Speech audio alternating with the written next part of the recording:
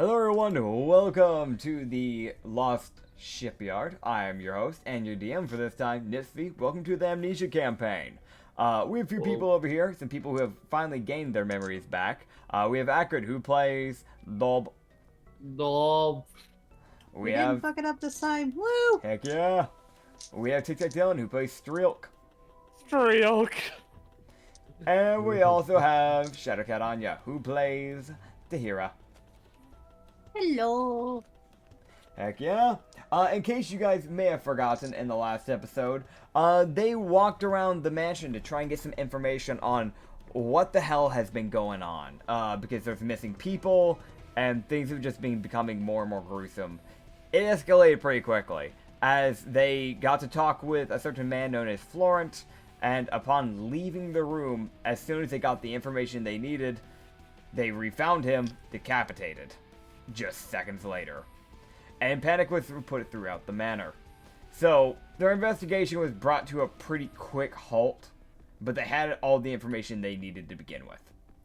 So they found out where they needed to go. As they borrowed some horses from a certain retired mercenary, and they recruited an extra little bit of help besides just Lilmer and Kondo, as one of them contacted the god of death, the other contacted the god of light. The god of light blessing a certain frog, and the god of death sending someone your way to help you out.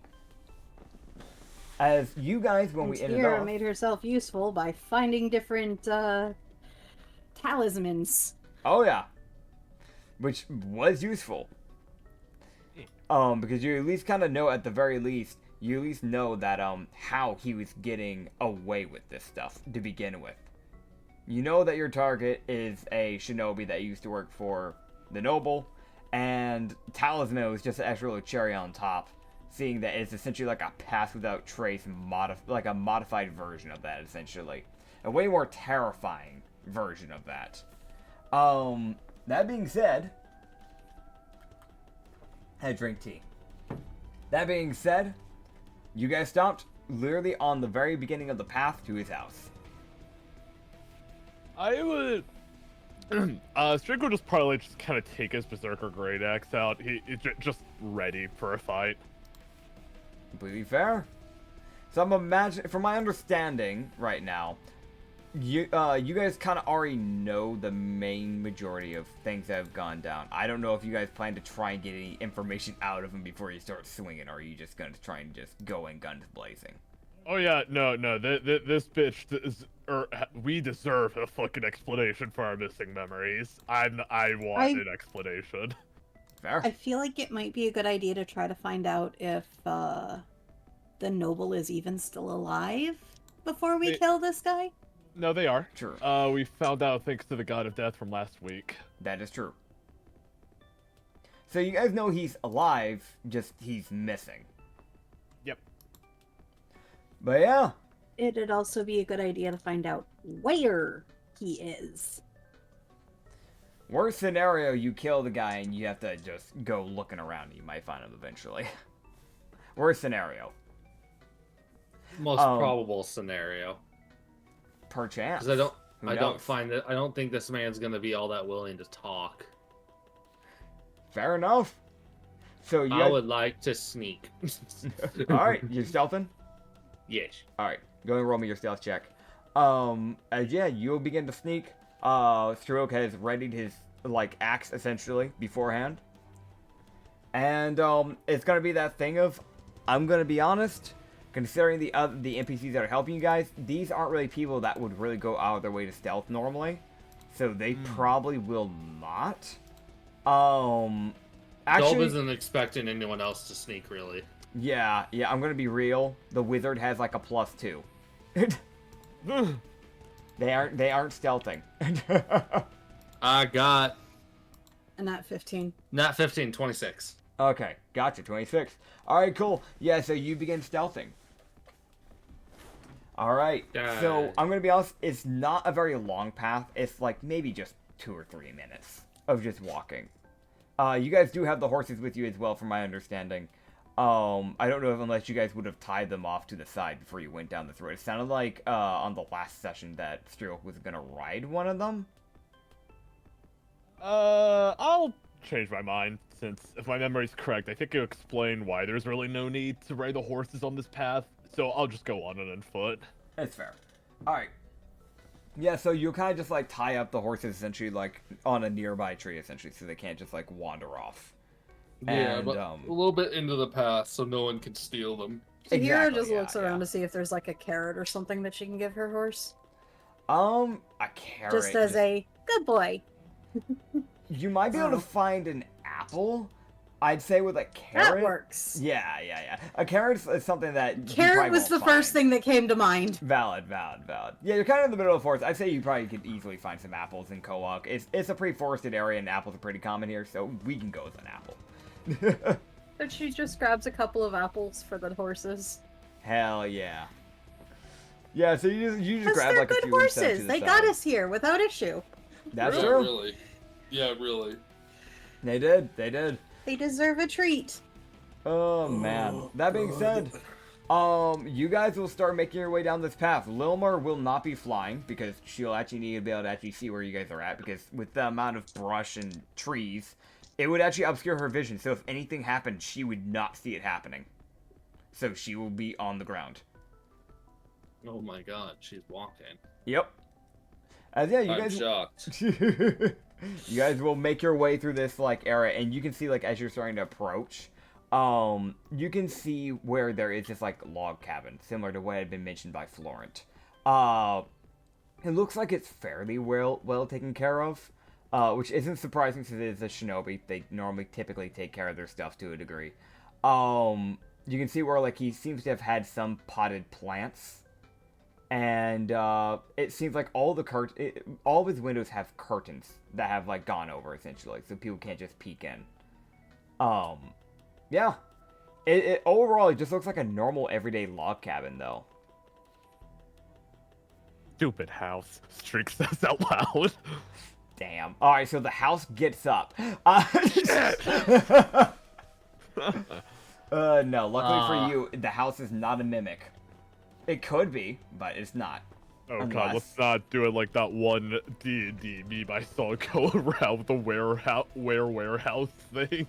All I'm gonna say, don't forget there is a Gem Insanity campaign that got up with legs and walked away. That's probably a mimic. That would make sense. Yeah. That is canon. That wasn't just a joke. Yeah, oh, I know. I have that on my back burner of things to deal with. Okay, so I just love the like.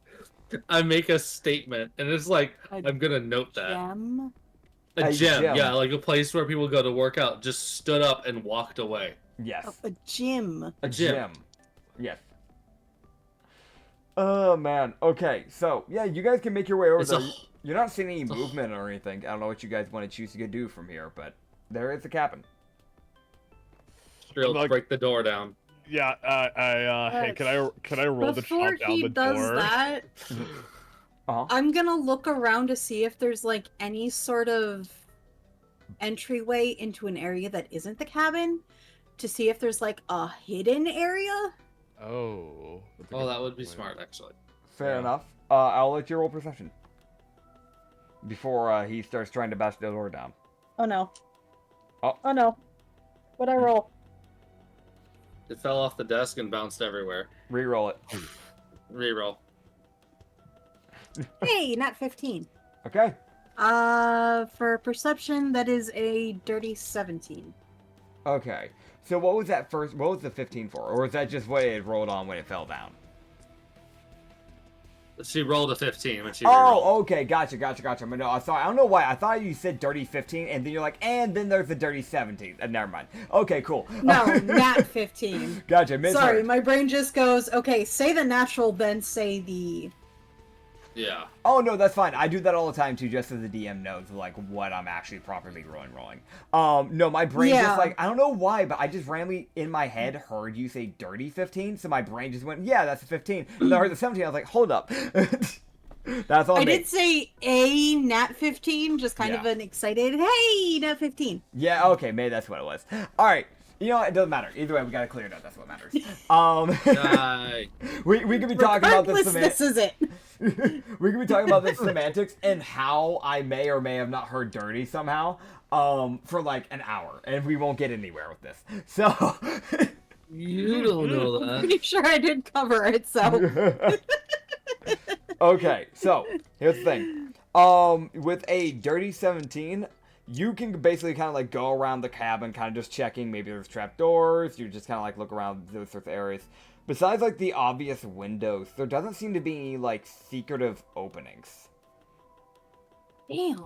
I break down the door. Does that include on the ground? Even on the ground, yes.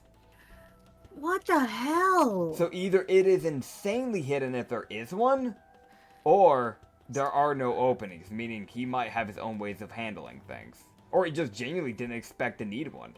Kind of weird for a shinobi. Okay, so Dobe and Streelk just see Tahira wandering around the building. Yeah. Oh, they did mention that he can phase through walls. Oh yeah. Yeah, there's your intel coming in. Fuck. Yeah, that I Dole was just like, right, he can phase through walls. And then you hear it roll the athletics. Aww. Me? Yeah, you want to break down the door. Okay, gotcha, It's gotcha. locked.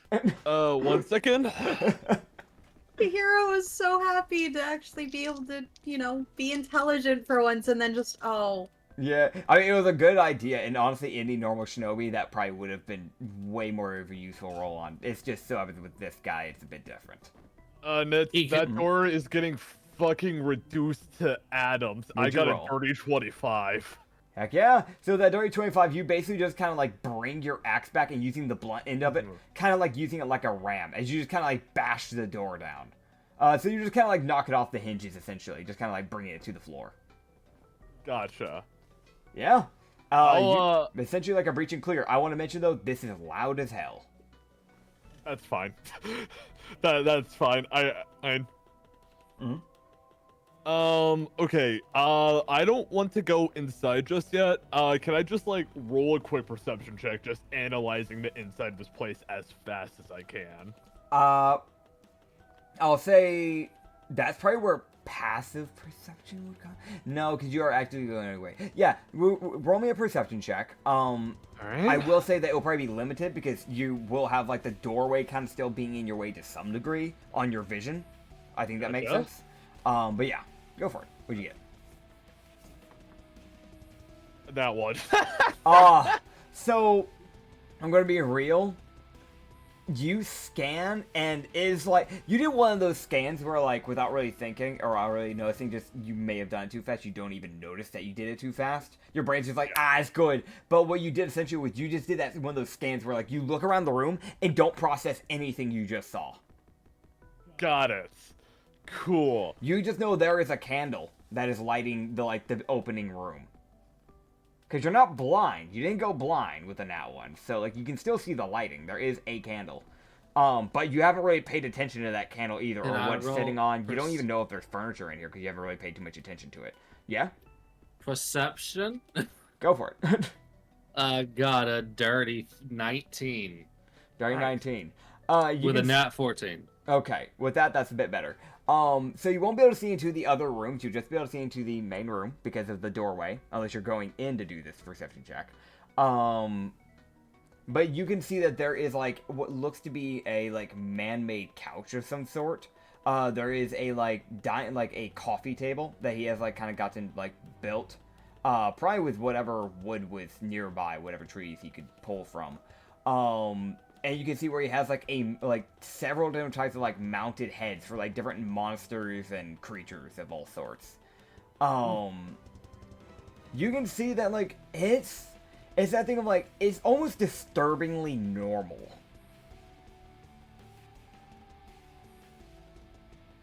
Huh. Okay. Tahira is going to very slowly walk inside. Okay.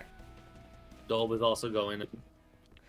I will. And she also doesn't see walk a damn thing inside. because nat 5 on perception. Okay. Yeah, so you won't notice much. You're kind of like, you're not in the same state where it's like, where Stroke was like, light, and that's it. But you are kind of seeing her like, if there's anything sitting around here, You're definitely not noticing it, if there's anything secretive. But I will say this is something that you'd be able to pick up with just your natural, just your passive being alive. It is literally like a Tahira specific thing. Because you're a Dampier, and you became a Dampier because someone bit you and didn't manage to fully infect you. If you were to ever step foot, there's something with Dampiers in my world, if you were to ever step foot in the abode of someone, of the person that bit you and turned you into a Dampier, you would know. When you take a step into this place, it is like that, like, sinking, like, burning feeling in your, like, you know, like, in your chest. Where it's like, oh, yeah, no, this is the place. Fuck, this is the place. So... Oh! This is the bitch that did it. Yeah, this is the place of the very abode of the person that bit you. Does Tatira have to make a save to not immediately leave the building? I will say this will be up to you.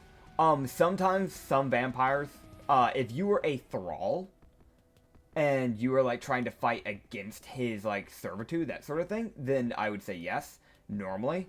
With you being more of a Dampier, I would say it's less of a yes and more of just a up to you as a player on how you want to handle that. I'm sorry, what was the question? If this is the first time that she's experiencing this sort of thing, I was asking if it would be necessary for her to make a save to not just immediately walk out of the building in fear. Because of the fact that it was such a traumatic thing for her. If you want to do that, you can. That's what I've gathered from what Nitz's response was. Yeah, it's definitely just a more of a...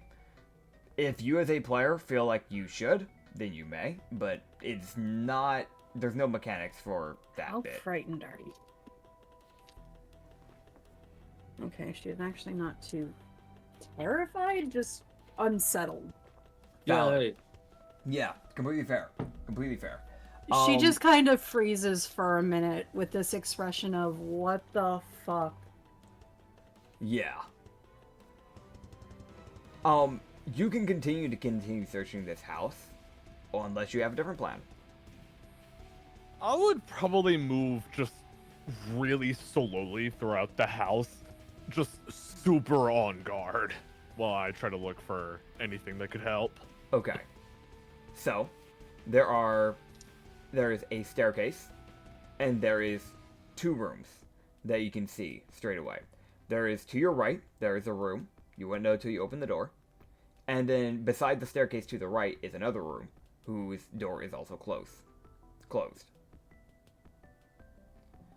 I will mention that the stairs, it isn't like a full second floor area. It's more of like a rafter second floor, where like rather than the second floor encasing the entire thing above you, it's one of those. I've been in a few log cabins, and it's something that I'm trying to think of very specifically, where like it has like a little walkway that like a loft essentially. Like it just kind of like clings onto the wall, a little walkway, but it doesn't go over your whole head.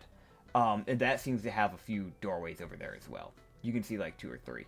You can't really tell because you're on the first floor and you're kind of like looking in like essentially like a pretty dim room to try and be able to see like that. Like you can definitely make out too, but that third one you're like, is that a doorway or is that something else?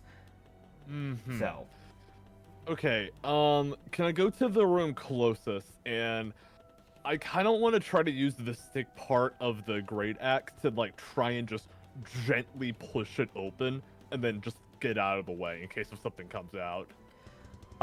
Yeah, sure. So what I'm gonna have you do, is you will be heading to the one on your right, if you're going for the closest one. And you can just like, I say if you want to make this like a mechanic thing of like just in case like, oh, if he tries to like hit you the second like, you know, you open the door or something like that for some reason, we'll make this like a deck save thing, like a deck save mechanic. I think that's pretty fair. Because you're trying to reactively move out of the way the second like you push it open, even if there is nothing there. Okay, sure. 1 minute. Cool. 7. 7. Okay. So you push this door open slowly, and then you kind of just like back away. You don't really like take a proper step back, which is the problem. So it's like a slow like a slow back away, like but you don't get swung at. So that's the good thing. Good. You can then poke your head into the room, and you'll see that this is what looks to be the kitchen, probably. I don't think I have to really explain what a kitchen is to you. A bunch of cabinets, stove. He seems to have actually, surprisingly enough, it is co-wog actually, so not really that surprising considering they actually do have a decent amount of artificery that gets imported from areas like the Crux Dynasty and the Hellchained Islands. He does actually have a refrigerator that actually like maintain food pretty well. Stupid kitchen. Meaning, It says to himself. Fridges are typically pretty expensive in my world because that isn't a common technology. So it means that he probably had quite a bit of money from working for the nobles before then, and just also he probably piled up money from mercenary days too, just over time. Got it. In that case, I would like to do pretty much the exact same thing, but with the other room that you mentioned that was closed. Okay, cool. So you'll push that one open as well. I will say this before we get into that, because I think it's only fair. You would have to take some time to actually do the scan of that kitchen to begin with. What are the other players doing real quick? That's fair. What is Tahira doing? Are you Tahira's following? trying to figure out what to do at this point. That's fair. That's fair. Dolb is trying to keep both people in his vision. Okay. Because he knows this fucker can phase through walls. Yeah, that's so fair. it's a thing of he really could just drop down through the ceiling and Fair. land behind somebody. The rest of the NPCs I'll let you guys know are essentially because you guys seem to be, since this whole thing is kind of mainly surrounding on you guys, because you guys are the ones that are actually looking into this whole thing, and you're the ones that actually have like a proper a stake in this. They're kind of letting you guys take the lead. Because they don't want to fuck something up and then it be on you. So, even with Lilmer's being like, all right, I get it. I'm not gonna do that. I'll watch. So yeah, they're kind of like sticking near the group essentially, as kind of like essentially Strokes just kind of making the rounds. So that way you guys are kind of like slowly, essentially slinking behind him, just trying to figure out what to do essentially, from my understanding. You'll go through the next door, the door near the stairway, and go ahead once again. If you're doing the same thing, you can roll me another dex save. All right. That's an improvement. That's a dirty 17. Okay, dirty 17. So you push this door back, and then you take a very quick step back. Nothing seems to happen yet.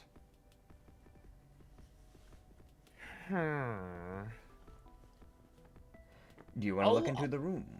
I'll just wait just a few seconds, just to be sure. Okay. Yeah. So, yeah, you wait a few seconds, and nothing seems to happen. Wait, I just got an idea, actually. Pipe bomb? I have a slit. Can I have one? No. I want a pipe bomb. No. Aw. I want a critical pipe bomb. You don't need it. I have a sling. Mm-hmm. So, hear me out, Neds. Uh-huh. Is there any way that I could make a shot using something small to that room to see if I could goad him into maybe reacting or seeing if there's someone in that room? That kind of thing? Let's see. Would there be anything in this room that you're currently... The two rooms that you checked that would be small enough for you to shoot through a slingshot? I like the idea. Let me think here. I'm going to be completely honest, because slingshots are pretty small. Trying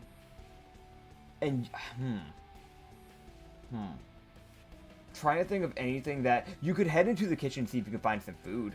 You might be able to put like a smaller piece of food, like an apple or something, like in between the slingshot. Because we're talking like you have like a cloth slingshot. There's different types of slingshots out there. This is one of those ones like a David Goliath type of one. Like one of those ones where it's like literally just a cloth and you swing it and then launch it. like a whip. That's the type of slingshot you have. So you could probably look to see if there's any fruits or anything of that size, like an apple-sized thing to chuck. Sure. If that will work, then I'll go see if I can snag one.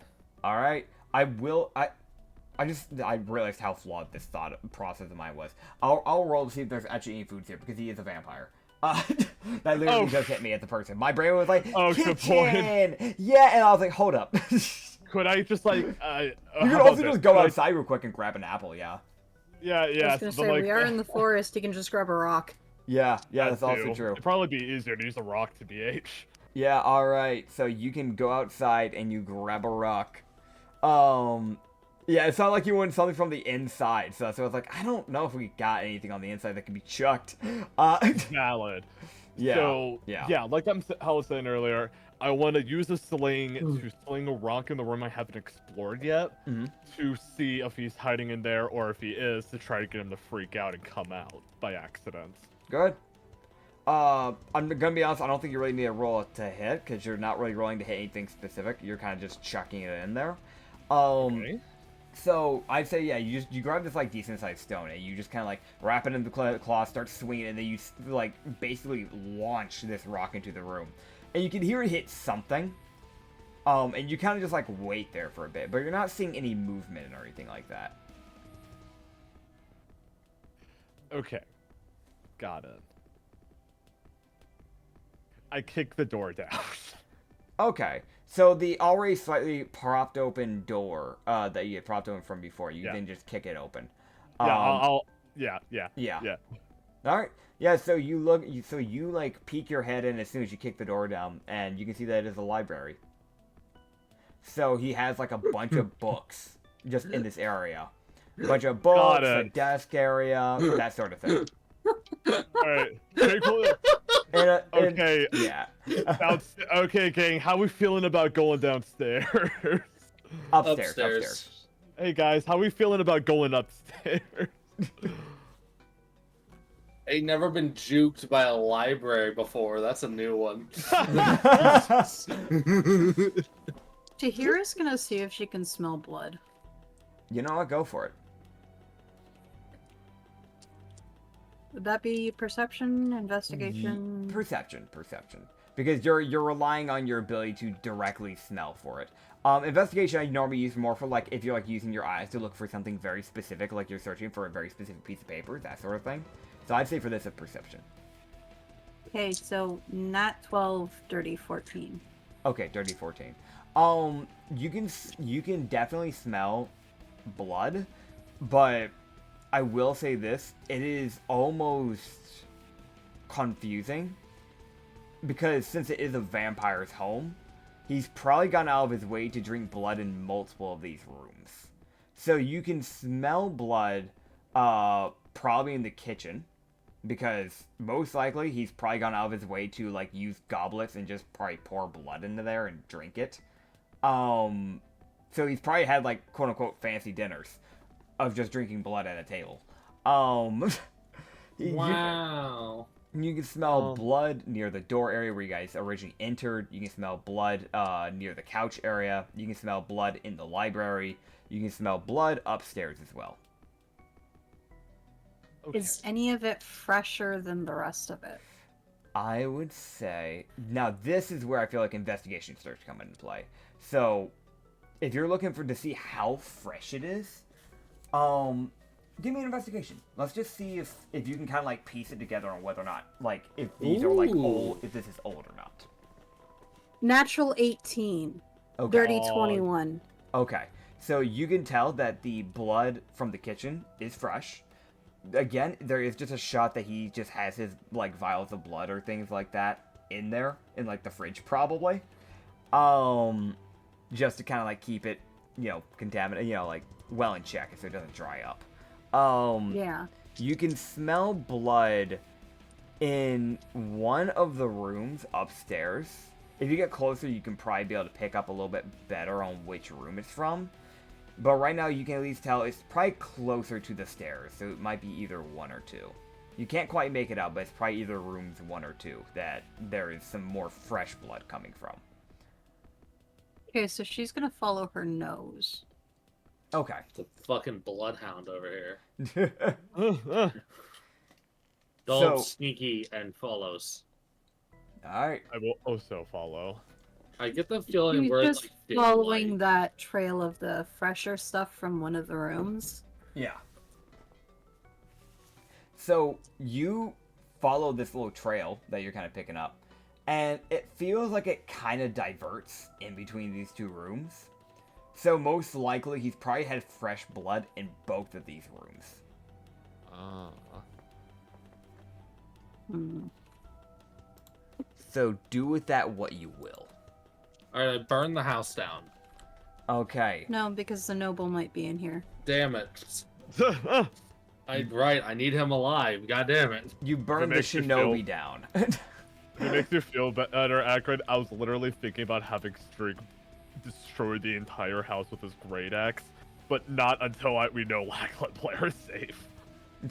Fair, fair, fair. It would just kind of indicate to the two rooms where the smell is coming from. As in, you know, these two have the freshest scent. Yeah. Also, Dobe's gonna be checking behind them quite regularly to make sure everyone's still with them. Yeah. Right now everybody's still with you guys for now. Because with the smell coming from two separate rooms, it could very well be Blair is in one of the rooms. Yeah, And he is in the other. there's a shot. Can Dobe, due to his short stature, look through the keyhole? If there is one. I would say that yes, these doors do have keyholes. Yeah. You can press your big meaty eyes against the keyhole, and you can roll me a big meaty perception check. Yeah, dude, the big meaty perception check. Such a stupid way to describe a grung perception check. You're welcome. Oh god. Fucking 8. You got an 8? Okay, so now I'm guessing this is on the first door. So Yeah. you poke your eye into the first keyhole, and if there is something in there, you can't see it. You can't tell if there's something in the way, or if you just didn't put your eye, I don't know, like good enough onto the keyhole.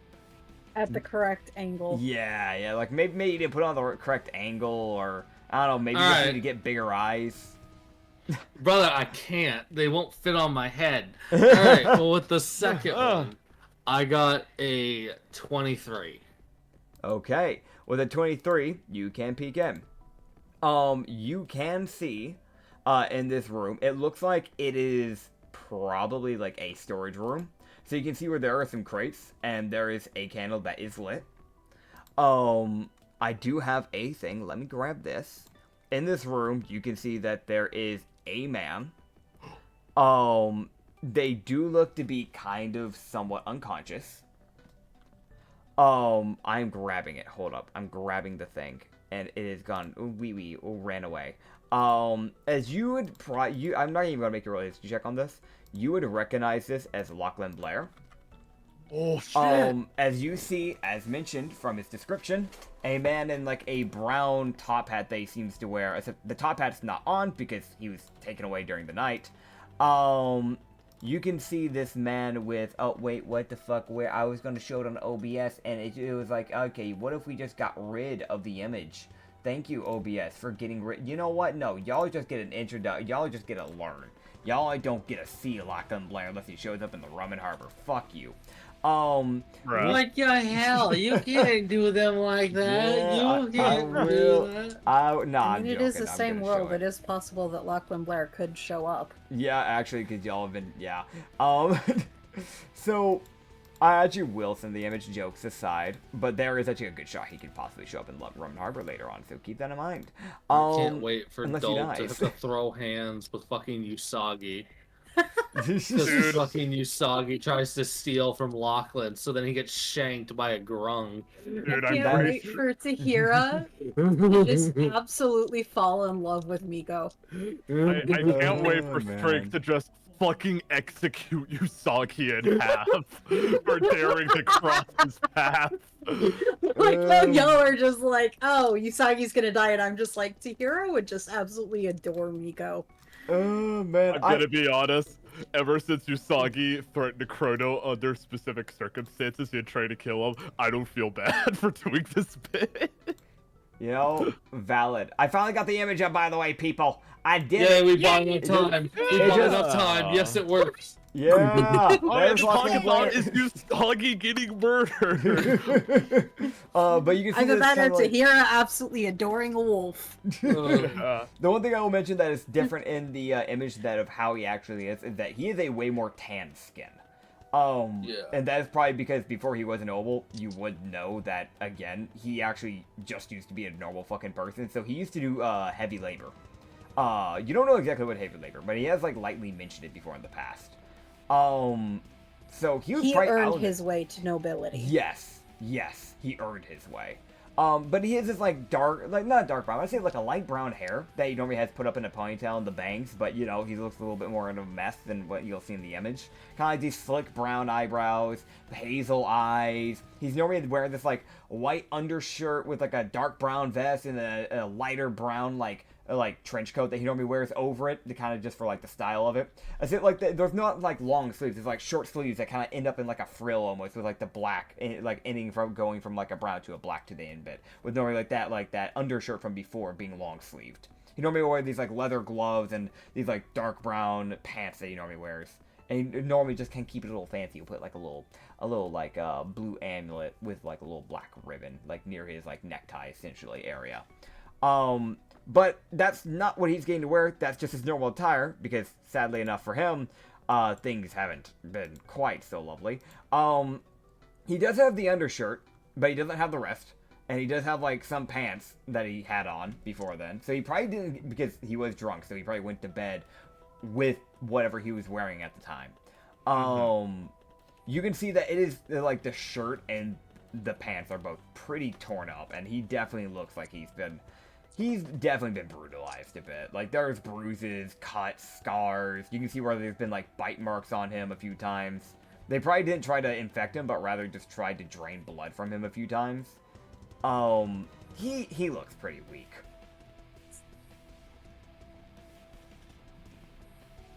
Alright, so Dobe brings his head back, looks up, and kind of looks around and he goes, he just will go, he's in there. Okay. Lachlan's in there. I feel like the moment you blink, Dalb, Streak is suddenly gonna be 2 inches away from your face. And he'll just say, what? Oh my god. So, Dobe is going to go for the door. Okay. Because So- one thing Dobe is thinking is also, he does not want to let this guy out of his sight, because this fucker will just kill him. Before you break the door down, I'm Tahira's just going opening to it. try the knob. Oh no, I'm just trying the door. I'm a rogue. I can't break it. Well, I could. Actually, I forgot. I have expertise in athletics. You could. Before you break the door down, I'm not breaking it. I'm just opening it. I will say for one- either of you. I will say one thing for you guys real quick. For Dope specifically, if you are going out of your way to start like leading into a room to go Yeah. do stuff, you would be losing your stealth, because you're kind of like right now you're kind of like basically using your stealth to kind of blend in like underneath the crowd while still keeping an eye on them essentially, because of the height differences. That's how you're able to keep your stealth up right now. By going in the front to open the door, you will lose that stealth. Dobe will have Strilt go first and open the door. Are you Unless sure you won't? Tahira want, unless you want Tahira to. I'm saying that because if the guy does pop in, he's probably gonna swing at the first person. I'm going to be completely honest. It might be better if Tahira tries to open it normally. Because one look at Streak, and you can tell he's like seconds away from snapping. Hira, uncontrollably. our savior. Hey, is open so the going back to what I was saying, Mm-hmm. before he busts down the door, All right, Tahira's going to try to open it. All right, I just Yeah. keep sneaking. All right, yeah. Yeah, you open the door. So when you try to grab onto the doorknob, it's locked. Okay, I'm breaking down the door. Okay. Yeah, no, he would keep a door like this locked. I will be honest. The chances of the splinters hitting Lachlan Blair are too high. That don't is have a a choice. possibility. There is also That sleight of is hand. a Wait, possibility. how- Do you have a lockpick? Do I? Wait. I don't know. I don't You're, actually you're know a if I have- rogue. You probably would. should. You would. Okay, I will. well- If it's not in your inventory, I will say that you would. Yes, you are. Okay, a rogue. then I will sleight of hand and try to pick the lock, but I will try to also just kind of re-blend in after picking it. Cool. So as you're sense. like starting to get your lockpick out, you realize what your lockpick is. It is literally just one of the hair clips from Kondo that she probably lent to you at some point, and you forgot to get back to her. The whole picture is like, oh, Oh, then Tahira would know how to use that. ah, Both pick of the you know lock. how to use it. Yep. Fuck. What'd you get? I got a dirty 15. Okay. I will say that these are just normal locks. It's not like a giant padlock. It's not anything too crazy. So you can lockpick the door open. Thank God, because I was You- a nat 4. Yeah. As you just like kind of like finish up, you can hear a little click. Okay, he's backing up. All right. Tahira, Like, here's the once thing of like, again, huh? Tahira, once again, opens the door. All Yeah. right. You open the door. There's another door. No. Yeah, no. You can open the door and you can make your way in. Essentially, I said before there was a storage area, so essentially the way it is like there are essentially crates that fill this room, kind of like leaning up against the wall. It's a very thin and narrow room. Like, I'm gonna be honest, like 2 people could stand shoulder to shoulder, not 3 people. So you can walk up, but honestly, it's a thing of, actually, no, it would be down to 1 person probably being able to walk up in, like, the same area, because there's, the crates are taking up a lot of space, so 2 people wouldn't be able to enter at the same time, I'm gonna be honest, unless you're, like, behind the other person, but not side by side. So he's just kind of, like, going propped up to and... enter. Okay. Streak would just kind of bolt in and immediately run towards Lachlan Blair. Okay, so you're running over to Right. Hira. I'll jump over her. Okay. Roll me in athletics. Okay. You don't can want to do roll that. too high, you don't want to roll too low. I'm gonna let you know that right now. Why not just let Tahira go? I jump over to here. What's your thing? Hang on. Okay, this is for athletics. Do I just count the modifier? It's like normal athletics. It's just normal Actually- athletics. So Actually, can I take it back, or is it too late? I feel like it's a bit too late to be doing that now. I hate to tell you that. It's a dirty 21. Okay, so you jump up to jump over to Hero, and you do. And then you realize you jumped a little too hard, and your head goes into the roof. As you manage to strike your head into like a log that is like acting as a support beam. It's not like your head like goes like cartoony ways like in there. You don't have that much strength to go like striking your head through a whole fucking log. But it's Yeah. that thing of like you fall right back on your back. As like you just have a headache. And I'm gonna be honest, this was a Does bad he have idea. a concussion? No, I won't give him anything like that. But you will take 1 bludgeoning damage. That's It fine. rolled minimum. It could have been way worse. But yeah, Alright, you just gotta so- fall on so your I- back. So as Streak falls on his back, I think he would just immediately get back up like nothing happened and just continue bolting for Lachlan Yeah. to see if he's okay. Okay. Why can we not just let Tahira do something? I mean, I'm basing Streak's reasoning under dedicated serious butler for 13 years, so I'm just imagining he's just acting like a madman right now. Fair enough. Okay, but at the same time, the vampire is less likely to attack Hira.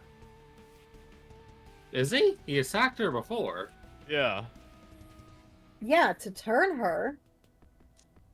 I mean, I don't know if that would affect loyalty. I don't. I don't know. It's possible it would give him pause. I don't know. I don't know either. It's Who same knows? here. I can't give you guys an answer because you guys don't have the answers to some of the stuff that's being brought up here. So, I will say this. That's kind of why I assumed Tahira would be going first, because it's that thing of... One, she's ranged, so Yeah. if she ends up stuck in the room, it's not as big of a deal. Unless she's right next to the guy. At which point, she can easily do any number of things that are, you know, supposed to be ranged, but point blank. Yeah. Okay. I will say this. We're gonna do this in the future. With these little like moments like this, if it looks like two people are trying to like both go do something, it's obvious that like only one person can really go do it. Please discuss it amongst each others just ahead of time so we don't have localizations like this. I think that would be smart. All right. And what we'll do is we can just retcon this just a little bit, and we can just say that either the two of y'all can just kind of make your ways around it and handle it together, or we can do the opposite and you guys can just choose who's actually gonna go deal with this and just like properly talk it out, just so we don't have like any random like, well that doesn't, but like me, and yeah, I you know, just to kind of keep the flow going so nobody feels bitter about the other. I think that makes sense in the long run. Okay. Also kind of that thing of gotcha. Streelk is running purely off of blind rage. Mm-hmm. Tahira isn't, so she's going to be able to take in the surroundings a little bit more clear. That's fair. It's not really meant to be blind rage, just more like sheer anxiety. But if it just helps keeps things moving along, then you could just go first then, Anya. I mean, the way it's coming off is blind rage, so. Fair enough. Alright, so we're gonna run it with that for now. You can add that 1 HP back, by the way. Well, essentially what we'll do is we're gonna retcon this, and we're just gonna say that you didn't do the jump. Which, I will be honest, if it's not a blind rage, then it actually would make sense he wouldn't have done this jump to begin with. Because he would have more of a clear mind of, oh, yeah, no, this is not a good idea to actually try and jump directly into a log. I think that's pretty fair, right? Yep, if it works, it works. Okay, cool. Hooray! Alright, so we're gonna keep it moving here. What are I'm you just doing, Tahira? here. How I feel about Tahira is slowly gonna walk in, just kind of keeping an eye on everything around her, because she knows that, yeah, she needs to get to Lachlan. She Yeah. also just doesn't want to be, you know, attacked out of nowhere. That's valid. Now, I'll go and do this, because I think this also matters, and I didn't really get to quite say it at the time. But this room isn't that big.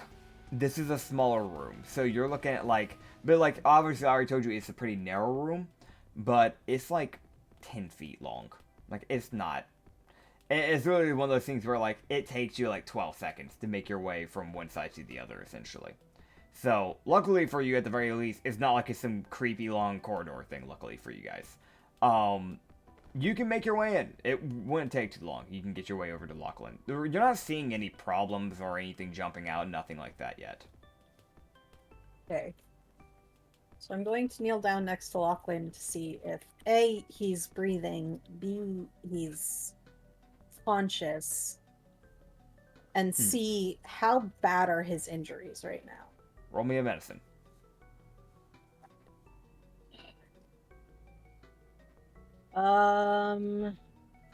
That's a dirty 14. Dirty 14. You can tell that he is unconscious. Okay. He is alive. You can tell that again. It's like some of those wounds are a little bit more serious than others, but it's nothing he can die from.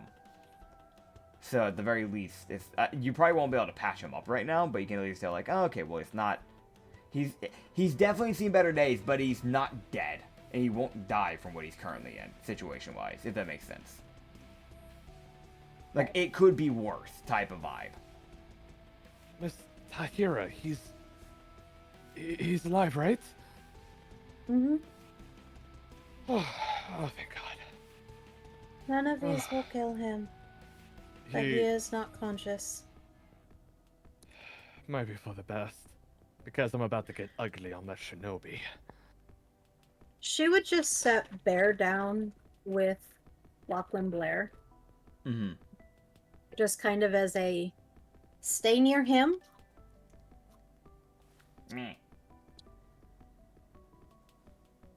Yeah. Both for Bear's safety and also because she knows that Bear has tricks up his sleeves, Fair enough. so to speak. I Yeah. want to mention this. If this fucking shinobi kills Bear, that's a whole separate problem. So now Alright, he's so you pissed see- off the goddess of the Fae. So you see a sword come through. No. Don't Nah, I'm you joking, I'm fucking. But yeah, you can set That- Bear down. Are you That's going how to you try? end your friendship. Are Am you I going? gonna try to what? Are you going to close the door when you leave the room, or are you staying in the room, or what's going on? I'm just assuming the shinobi guy is probably likely in the other room that we haven't looked at yet. So I just kind of want to go over, and I just want to see if I could use that dexterity save trick thing to see if he's in there or not. All right, so I'm going to say this. There's going to be two things. You can do that. You can roll me that dex. I will also like Tahira know, because it's something that would also matter. And I would say that you pick up on this while he's doing the dex thing. Which is the fact that you will realize that that scent from before is just more of a passive thing. That scent from before from fresh blood has vanished. Right, and that. Oh, so he's actively drinking. Either he's actively drinking or he knows what's up. There's two options. 39. Dirty 9? So, Yeah. you push open this door, and it is the slowest reaction. Like, it is like, it's one of those things where it's like, your body, because you're in this current mental state, your body kind of tenses up more than what you realized at the time. And it kind of like runs back your head of like, the times that you've gotten on towards towards like your assistant butler that you're like training at one point, on like tensing up his shoulders too much, things like that. And it kind of hits you like, oh shit, I'm tensing up too much. But it's a little too late, as you're starting to back up. Nothing happens. Ow.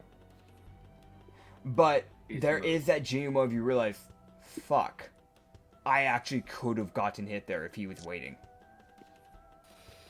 Like, it's just that Gotcha. sinking feeling of, like, I would have been cleaved. I want to be checking to make sure Gotcha. all of our people are still alive. Cool. Yeah, I mean, so, Sakira is still next to Lachlan Blair, so. Yeah. valid. You know Lachlan Bear is alive. You know, Barry's alive. You know that Kondo is still alive, as she's been basically kind of keeping an eye on people as well. Lilmer is, like, she's kind of just off to the side, but she is still alive. Because it is, again, with you guys being on, like, kind of like a, what's the word? Red alert. Not Red Alert, not Rafter, the second floor thing that we said before. Is it Rafter? Loft. Loft, thank you. Sorry, I don't know why my blank keeps blanking. I know loft is like Um, where you can put a bed, but I don't know, like I don't really inner know. that's why. balcony. I don't know. Yeah, I inner know it's called a balcony, I don't loft a know. lot. It's a Yeah. raised area, generally called a loft. This can Yeah. be used for storage, for rooms, for Okay, cool. It's a loft. Yeah. I'm right. Yeah, yeah. anything as long as it's a large enough space Yeah. could be used in a loft, or it could just be a tiny little 1 foot wide section for hanging up portraits or things. Okay, Neat. cool. So, getting back on topic, I appreciate that information. You can see that because the loft is a little bit on that narrow side. Anytime I've been on a loft, I'm basing it off of a very specific cabin that I visited back when I was in Tennessee on a vacation one time. I'm not kidding when I'm talking about the layout. You can, it's one of those things where like one person can be like walking fully and be fine. Technically, two people could be walking side by side on this rafter, but it's one of those things where like the other person would have to like kind of like twist their body so they're not bashing shoulders, like their like shoulder into someone else's back essentially. So it's a little bit on the tighter side.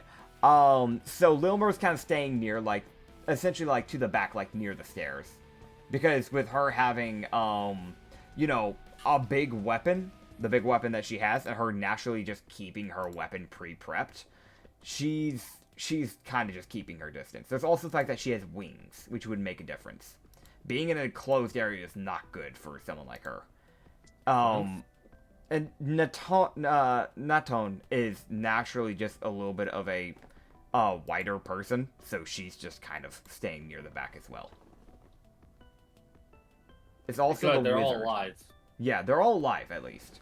That's the concern, because motherfucker will just decapitate a bitch. Yeah.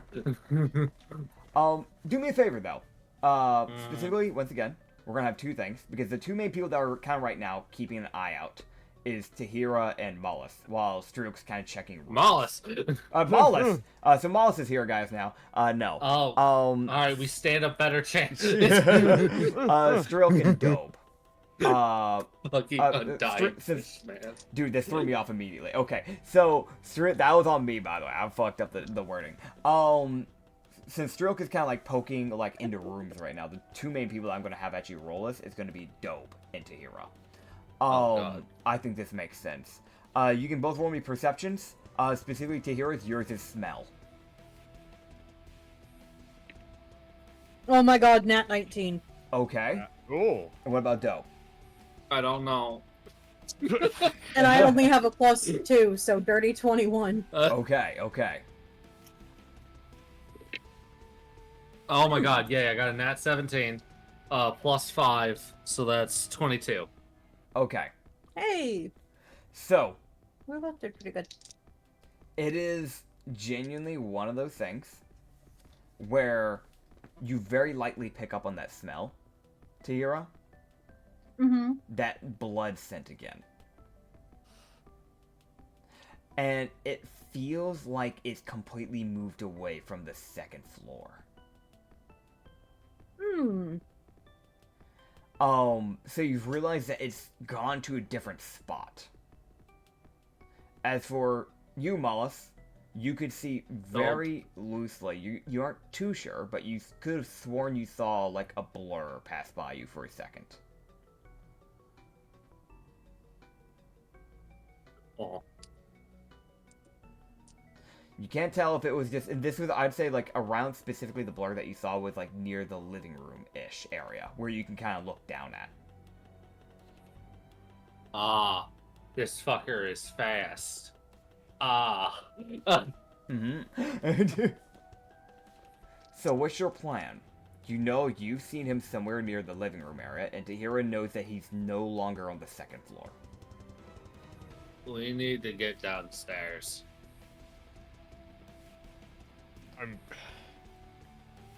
Okay, so Lachlan Blair is still technically in the storage room, right? We didn't take him with us. Yes.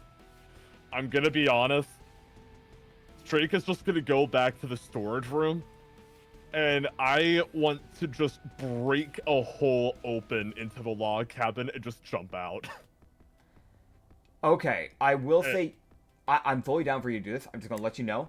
You'll probably need to break a hole through a different room, because with this being the storage room, there's going to be an obscene amount of crates in the way before you can get to a wall. Okay. Got it. So can I go grab Lachlan? Mm. I mean, it probably doesn't matter if we take him with us, if he can move this fast, you know? Yeah. And I am going to go to the room that I just did the dexterity save on. Mm-hmm. And yeah, like I said, take out a berserker great axe, and I'm gonna get out of this house the old-fashioned way. Okay. So, I'm imagining, are you saying Lachlan down to do this swing into Of the... course. Okay. Yeah, no, actually, I used Lachlan as the weapon. I used Lachlan to break a hole open. No! Oh. So, I'll be real. A great axe would be great for breaking down a door, but it's not good for breaking down a wall. Normally, you want more of a bludgeoning.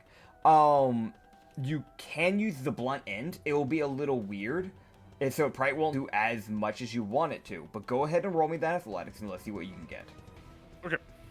Just a minute. I'm just giving you a heads up. It fell on the floor. Hang on. All right.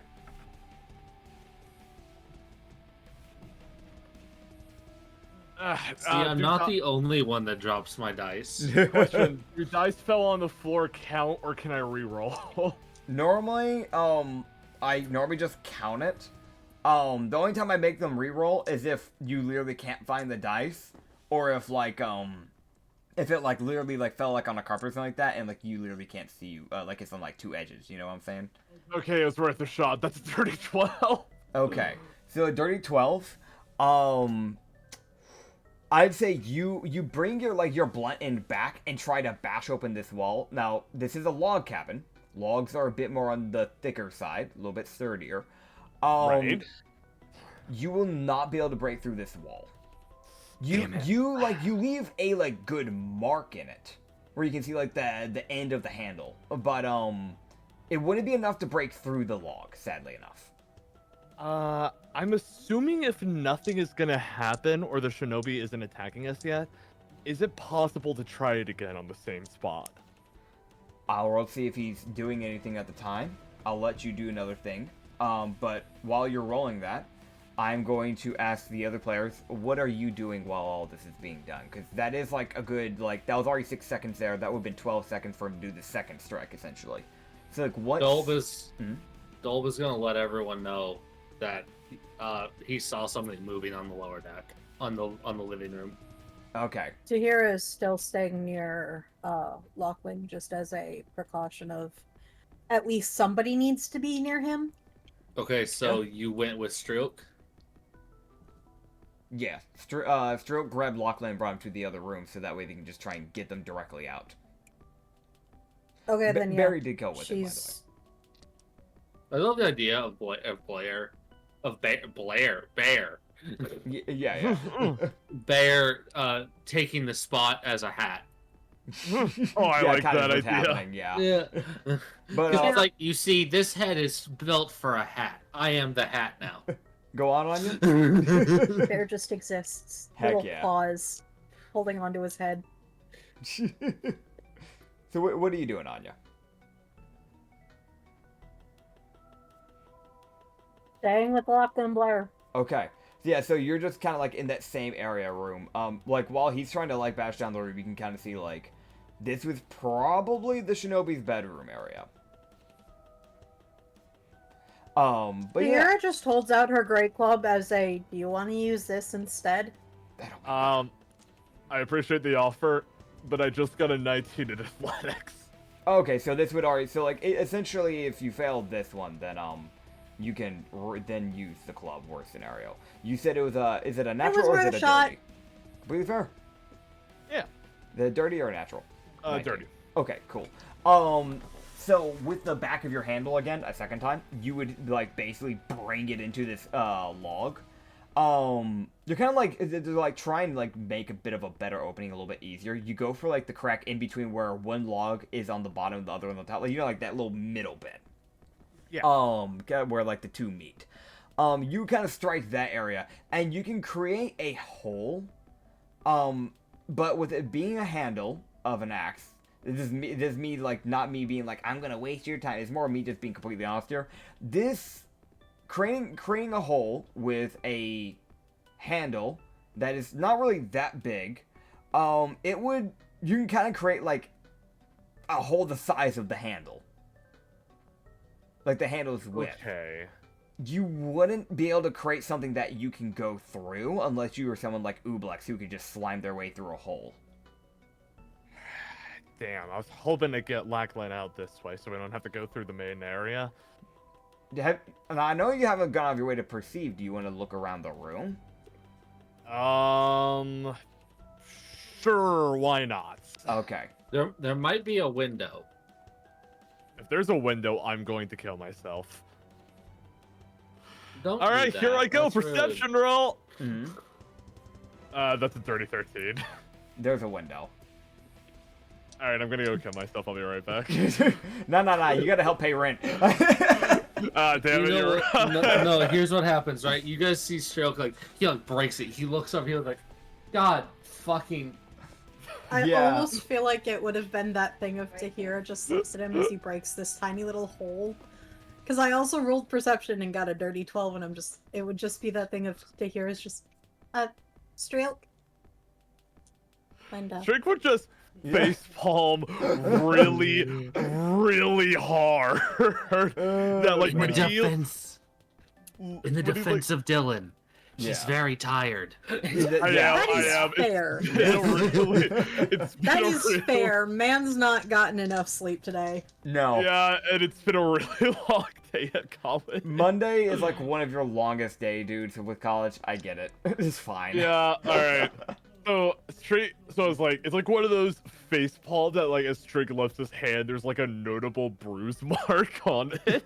There's just this echoing sound of just. Alright, I'll just open the window. Okay. So you open the window. As you open the window, you come face to face with Zinster, the shinobi. Oh fuck. As you can see him staring at you with not purple, but orange eyes. This dark purple hair, the same kimono that had been mentioned before, the turtleneck, everything checks. And this black scar, or not scar, but tattoo, that kind of makes like a ring around his left eye. It almost Okay. looks like corruption. Okay, no, hang on, Nits. Can I roll intimidation? You can try. He's also going to be rolling intimidation. Alright, I got an advantage intimidation roll because of my character. Alright, let's Okay. do this. That's a good roll! That's a 30, 24! That will fail. Okay, His DC That's is a shocking. 29 for intimidation. that's okay. So, alright, in that case, I'd imagine... That would require a natural 20. Yes. I'm not surprised. I'm not surprised at all. Just to flavor this a little bit, Mhm. because I feel like it's fair with at least over a 20, Streak won't back down. I think it's fair to assume that. Yes. So Streak would just kind of give him, like, just a death glare. And he'll just say, "Ah, there you are. I was wondering why you went." Mm-hmm. I tried to give you a better life, and you chose to come back. You sure about your choice? Strilk, killer of the good. It matters not about my life or what I've done. The only thing that matters is kicking your fucking ass and saving Lachlan Blair! And as you say half of that, he will strike you. I expected this. I mean, yeah. Yeah. That's fine. That's This- fine. I said what I wanted to say. I said what I wanted to say. Alright, let me see what his to hit is on this before I tell you what his dirty is. Probably high. 28 to hit. Yeah, that's hitting. Yeah, I'm sorry. So, you see, he dual wields.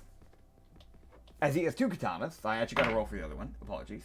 The other one is a dirty 13, so I don't think that one hits your AC if I remember right. doesn't even hit Surprisingly, no. Tahira. Yeah. So, you don't get hit by the vicious longsword. But, Oh. or I should say vicious katana, technically. Okay. But you will get hit by the other one, which seems to be something different. As you will take a d10 plus 4. So that's, you took max damage, that's 14 slashing damage. Ooh. And Oof. you will take the maximum of 6 cold damage. As you That's- see it go, like, like, you can feel this slash, almost feels like it almost freezes over instantly. As this ice kind of, like, forms across your chest as soon as the slash came. I want to mention, by the way, you're probably wondering, like, how this is currently going on, because he's second story in window. His entire body, besides the bit that he has used to swung, he is kept incorporeal, so he can basically hang upside down from the wall. Meaning the only bit that's corporeal right now is his head and his upper half. Can I rage? as we'll now go into initiative. Okay, fair enough. All right. Okay. Oh shit. Okay. Okay. Gotcha. Oh, my initiative is garbage. So, I'm gonna be honest, I rolled 1 for Zayadel Zinster, the man you're trying to kill. And I rolled, essentially I had each one of the NPCs helping you guys out to roll a group initiative for themselves, so they as a whole can attack as one. So they each rolled an initiative, and then they would get somewhere in the middle. However, they will be going last no matter what, because one of them rolled a nat 1. Oh. Meaning that all of them get that nat 1 to their initiative. Oh. As Kondo I, who had no idea this was happening, will be a little late to the initiative. Which kind of does make sense, because the NPCs are kind of just... They are in the hallway when this is happening, so it does make sense. I thought Dobe was keeping everybody informed. He was, but I'm saying more of like, they're going to have a delayed reaction because they have to get in the room when there's not that Fair much enough. space. Yeah. That's kind of how I'm justifying the nat 1. All right. Okay, now I need to roll my initiative. Right, I can't. I do feel like yeah, trying yeah. to do this in a slow room is a bad idea. Nat 20. Nat 20? Oh. Okay. So, we He have... did in fact get a nat 20. Hell yeah. Alright, so we are Okay. going to... What is everybody's initiatives in total? We have a nat 20 from Dope, so he goes first. I got a dirty 30. Okay. Dirty 30? What was I yours rolled again, Dope? digital, so Okay. I got a dirty 15. 30 15 for Tahira. What about you again, Dope? Sorry, I didn't hear it last time. My apologies. So stroke got an 8, and I got a dirty 30 Okay. with my nat 20. Okay, gotcha. And then I'm gonna put, okay, gotcha. Zayadell's over here, and NPCs are over here. Understood! Okay, cool. So, Dope, you will go first. Okay. I will What's up? mention, even though it being a nat 20, you could have actually failed that initiative still. You only got it by 1. I'm not surprised. Do what? Mm-hmm. Yeah, probably alert and high dex. Yes. Well, fuck. And probably has something else boosting his initiative. Probably. As the fight will begin. Oh boy. All right. Alright. Well, Mhm. Dope is going to make a running start at the guy. Okay. As, the window is open, right? It is open. Okay. Dope is, and because Dope is also using, not really intentionally, but it just activates, Nier's attack. The auto crit swing. Yes. Oh, yes, I almost this is forgot about that. So, as Dope is going to run towards him, what I wanted Dope to do, is essentially, just make a charging strike and just essentially drive his sword into the guy's chest and hopefully take him outside of the building, taking him away from Lachlan. Okay. So technically he is already outside, but I get what you're saying. So you Bruh. can... Basically, he just sees this yeah. frog come flying out of the window. Yeah, so basically you go, like, basically running past, kind of brush past Strilk in the process. Just kind of, like, diving over him. As you're, essentially, from my understanding, you are diving directly into him, plunging the sword into his chest. So you will go Yes. down 2 stories with him. Yeah. However, you're a rogue, so you should be able to handle that without any fall damage. At your current level, if I remember right. But also it's a nat 20, so I don't give a fuck. Yay! It's So- also that thing of he'd probably be trying to land on. I'm also probably landing on him, so any fall damage would be imparted to him. Literally, what we're gonna do with this is that you'll be able to use him to soften the blow, so you don't take any damage. But you will see that his body will go in tangent as he will dig himself into the ground. Yeah, that checks out. But yeah, go ahead and you can roll me that damage, and obviously it's gonna get maximized. Yay! I'm also two-handing my sword right now. So I Hell got yeah. a D10 Okay. plus 2d6 plus, and I am assuming because I think he was within 5 feet of Striok. Yes, I will be honest Oh. though. Uh-huh. The only reason why you'll be able to get your sneak attack is because of that. Because he did know where you were. Oh, I figured. Yeah. Yeah, I figured. There's no hiding from a rogue. I gotta get. Oh God. Okay. How many are you missing? None. There you go. You're actively looking for things, That's- but obviously you didn't have all of them. I was asking so I could lend you some of mine. Let me be nice. Why don't you let me be nice? Beat him up.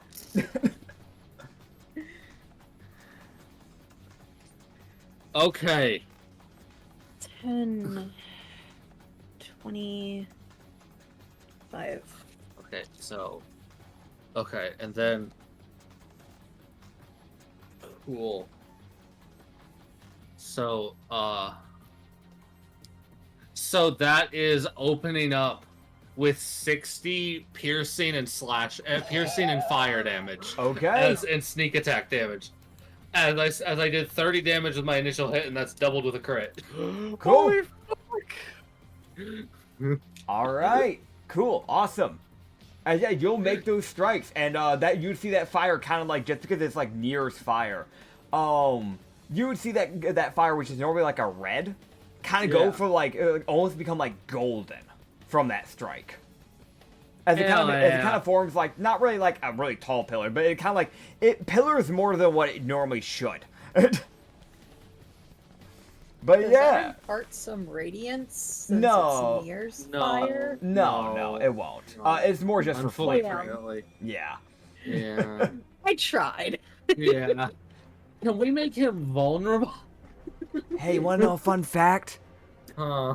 In base D&D, vampires are supposed to be resistant to fire. Huh? Do what? I didn't give it to him. That's stupid. Yeah. Why are they resistant to fire? I That don't doesn't know, make but sense. that's what it says on the sheet. That's dumb. Moronic? Yeah. Gotta love D&D, am I right, guys? Is there anything I else? love you our can do? D&D. Gotta love homebrew. Oh yeah. Is there anything else you wish to do within this time before you end your turn, or that you can With do? my Bonus action. can I use because I know I won't be able to hide from this guy This is true. more than. Probably. Can I use my bonus action to touch his neck and poison him?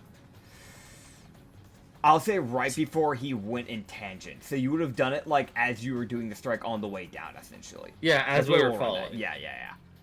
Yeah, That's fine. it was that thing. I was like, I don't have anything else other than like my grung poison. Yeah. So- yeah, just roll your to hit.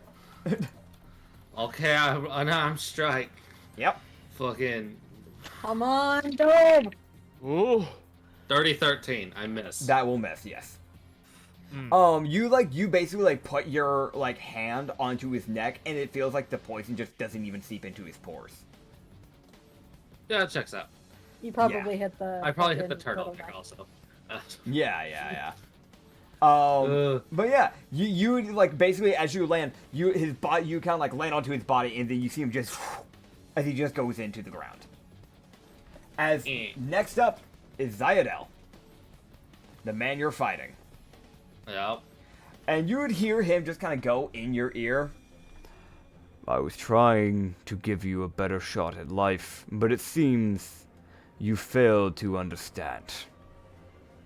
And you see him come out from behind. Pop out from behind. Alright.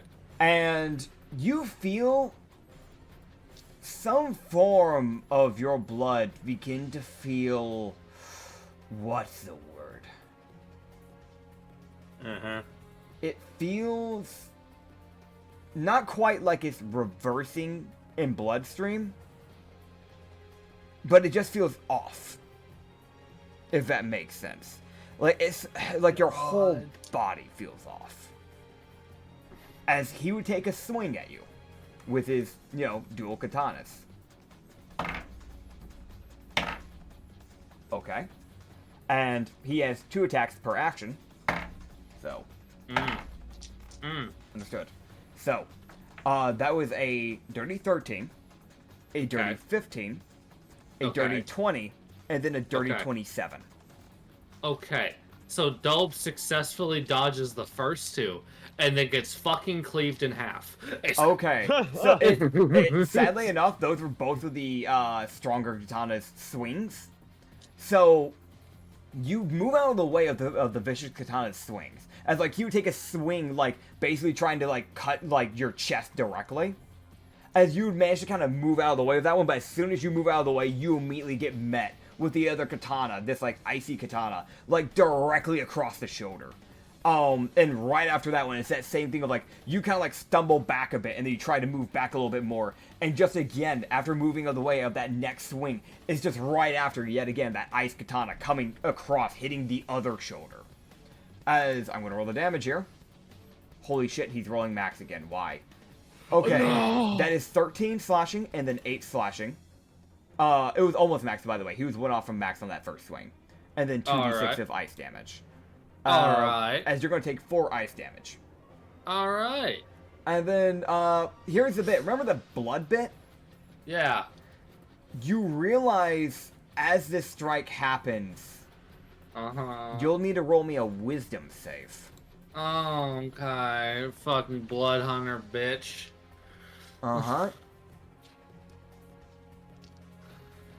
Yeah, so with my 9. Okay. So, you will take 46 psychic damage, and additionally, a branded creature can't take the dash action. And if it attempts to teleport or to leave its current plane by any means, it'll take an additional 46. Okay. Oh, 4d6. I thought you said 46. I was about to be fucking concerned. No, you're good. Same. I heard you're gonna take 46 psychic damage, and I was like, I'm sorry. I'm sorry, huh? Anxiety. No, you're good. 16 psychic damage, by the way. As you take the 16 psychic. Okay. And ending off his turn, you would see as he looked back up to the window and bring his hand up, as anybody near that window, which is specifically just Strilk, you will need to roll me a strength save. And a good one. Okay. I'm good at that. Hopefully. Okay, come on. You got this, man. Oh, by the way, I'm bloodied. Come on. Understood. Come on. What'd you get?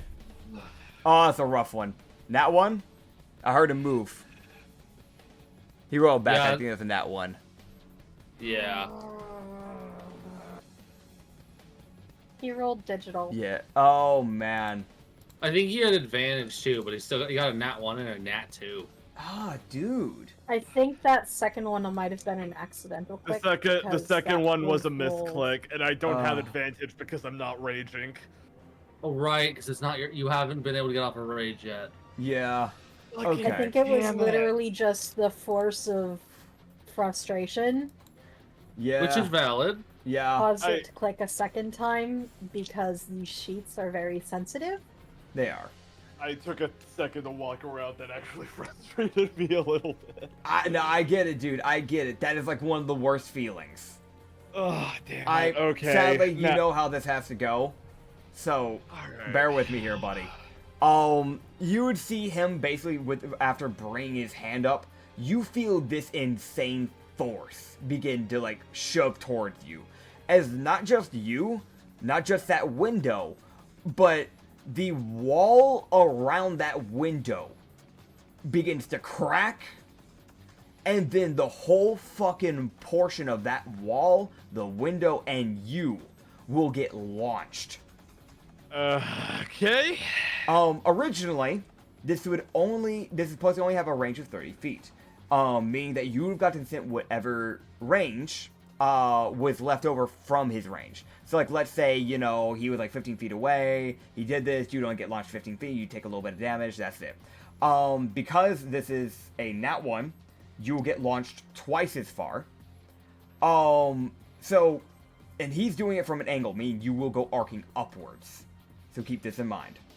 This is how we're going to justify You'll have your... gravity as well. Yes, this is how we're going to justify the damage you're going to be taking. So, it's not going to be adding any extra, this is more me justifying why you will take so much damage from this. From what you normally would have taken from this, because it's not actually supposed to do that much. Okay. As instead of just getting launched 10 feet, you get launched 20 feet directly up. Okay. And Oh. Yes, with a slight arc backwards. As I need to actually see if you end up landing on the roof and going through the roof, or if you end up landing over the roof. Okay. Because then you might end up being around the house, and you got to make your way around. In order to prevent splinters from landing on Lachlan Blair, Tahira is going to use herself Okay. to cover him. Fair enough. Here's the thing. So, I rolled, and it has been decided. You would go flying up, and you feel that, like, you thought, like, maybe it was just gonna be a little bit of push, and seeing that blast, you just weren't ready for that. So you lose your gripping immediately, go flying up, and you get flung as you collide into the roof, and you end up slamming down into, like, through the couch of the first floor. As you split that like couch and a bit of that dining room table in half. Okay. As your head hits the dining room table and your back goes through the couch. Okay. Did the couch offer any like No. resistance? Oh, okay. I'm gonna roll the damage here. So That's gonna hurt. honestly, I'll say this is at least better that you get that nat 1 out of the way now than later, because this is the weaker of attacks. This is the weaker? This is the weaker. I believe it. So this is 12 bludgeoning damage that you will take. That's what it's already doubled. You don't need to double it. Okay.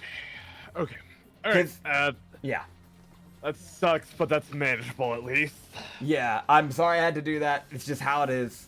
It's cool. I gotcha. That being said, that will be the end of his turn, as next up is Tahira. Okay. I'm very sorry, Anya. Important question. Do I still have my Berserker Great Axe with me? You will. Okay. You still have it. It's just one of those things where, like, you didn't really manage to keep your hand directly on it, but it's more like it lands right beside you. Like, basically Okay. implementing itself into the wood. Got it. But yes. Okay,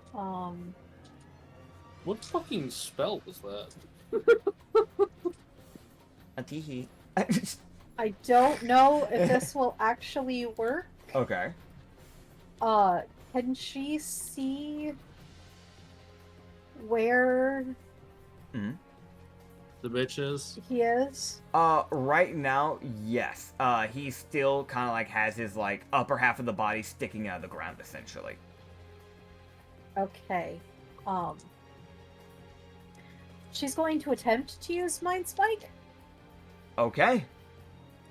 He needs to make a Wisdom save, DC 14. DC 14. Shit. This is setting a mood for this fight. That is a nat 20. All right. Oh, I So- don't like where this is going. This is not a This- good sign.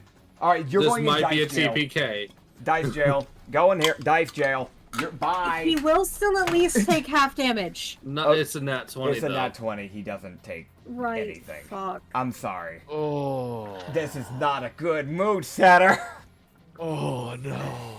I'm already bloodied. I can't take another round of damage like that.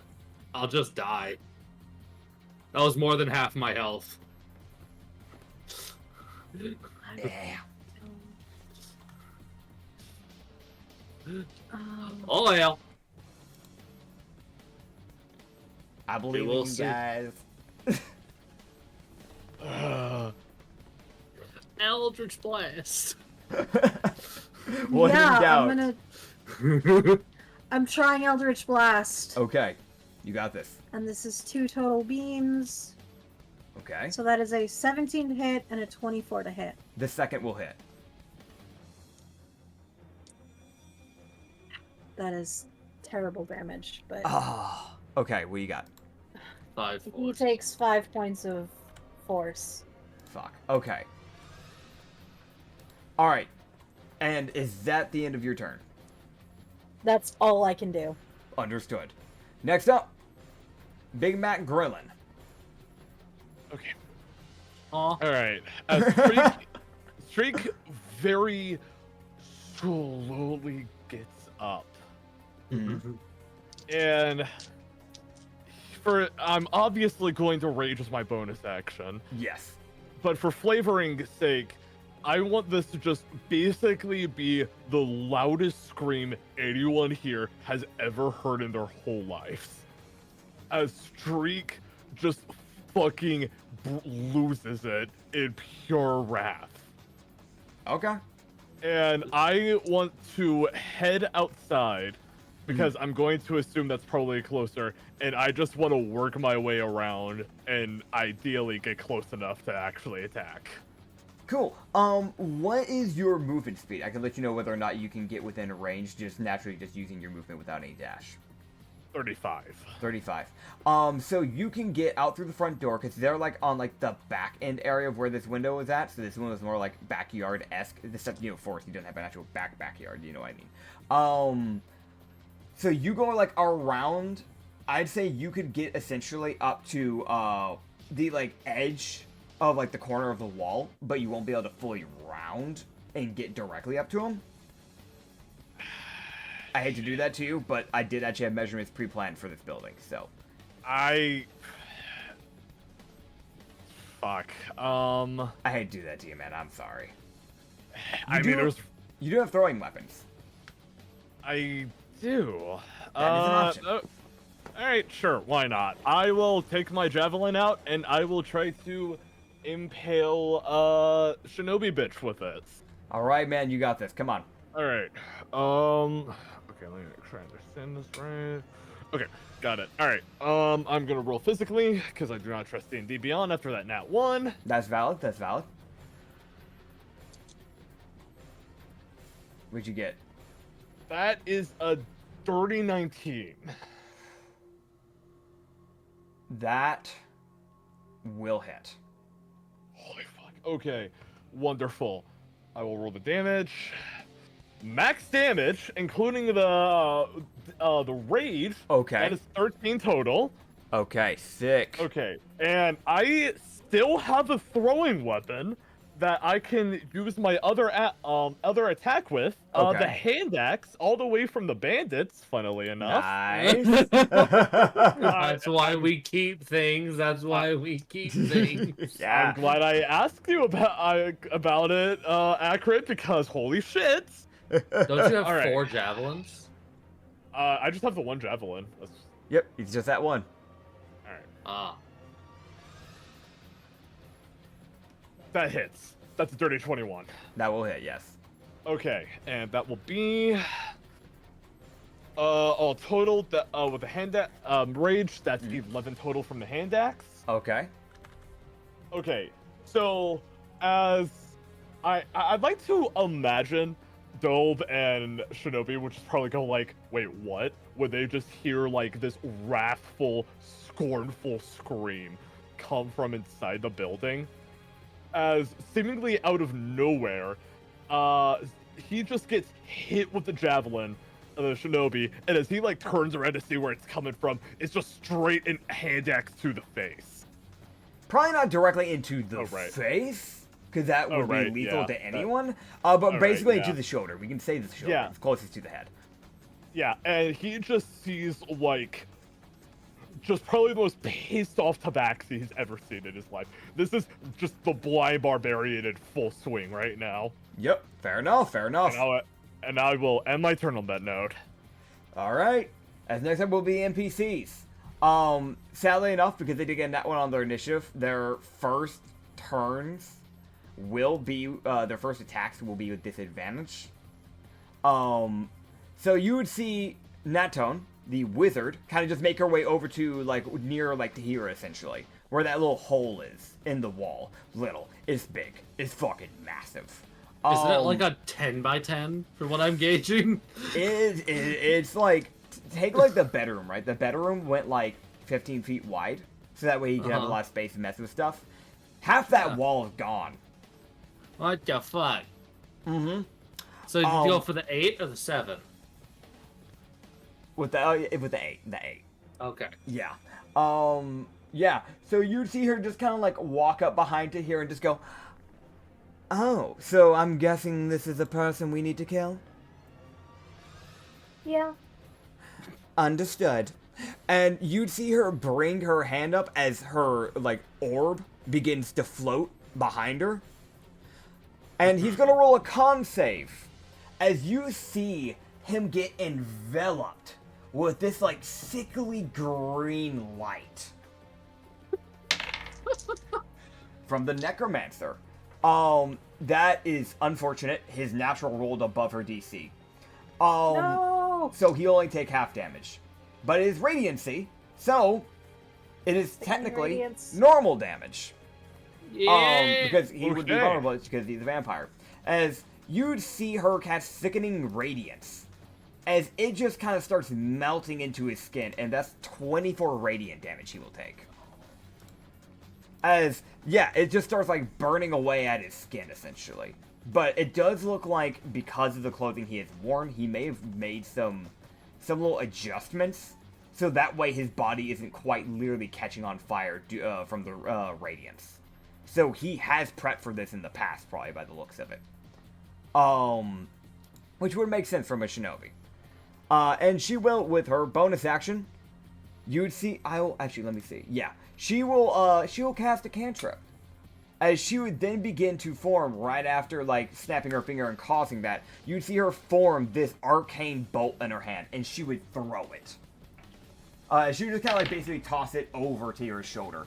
It would basically, like come flying towards you, and it would go, like, right in between him and Dope, as she does miss. No. No. Unluckily enough. That's, like, probably one of her, like, stronger cantrips, too, luckily, sadly enough. Lilmer would then come in. As you would see Lilmer, who is kind of, like, staying near the edge, rather than waiting to go, like, to try and waste her time getting around the door because she wouldn't have enough movement speed, you see her instead... Actually, no, she would. But she wouldn't think about this, I'm going to be real. You see her instead bash down the wall. Ooh. Fuck This yeah. is to give you an idea of the paladin you're working with. As she kicks down the wall, knocking the dresser that was leaning up against it over.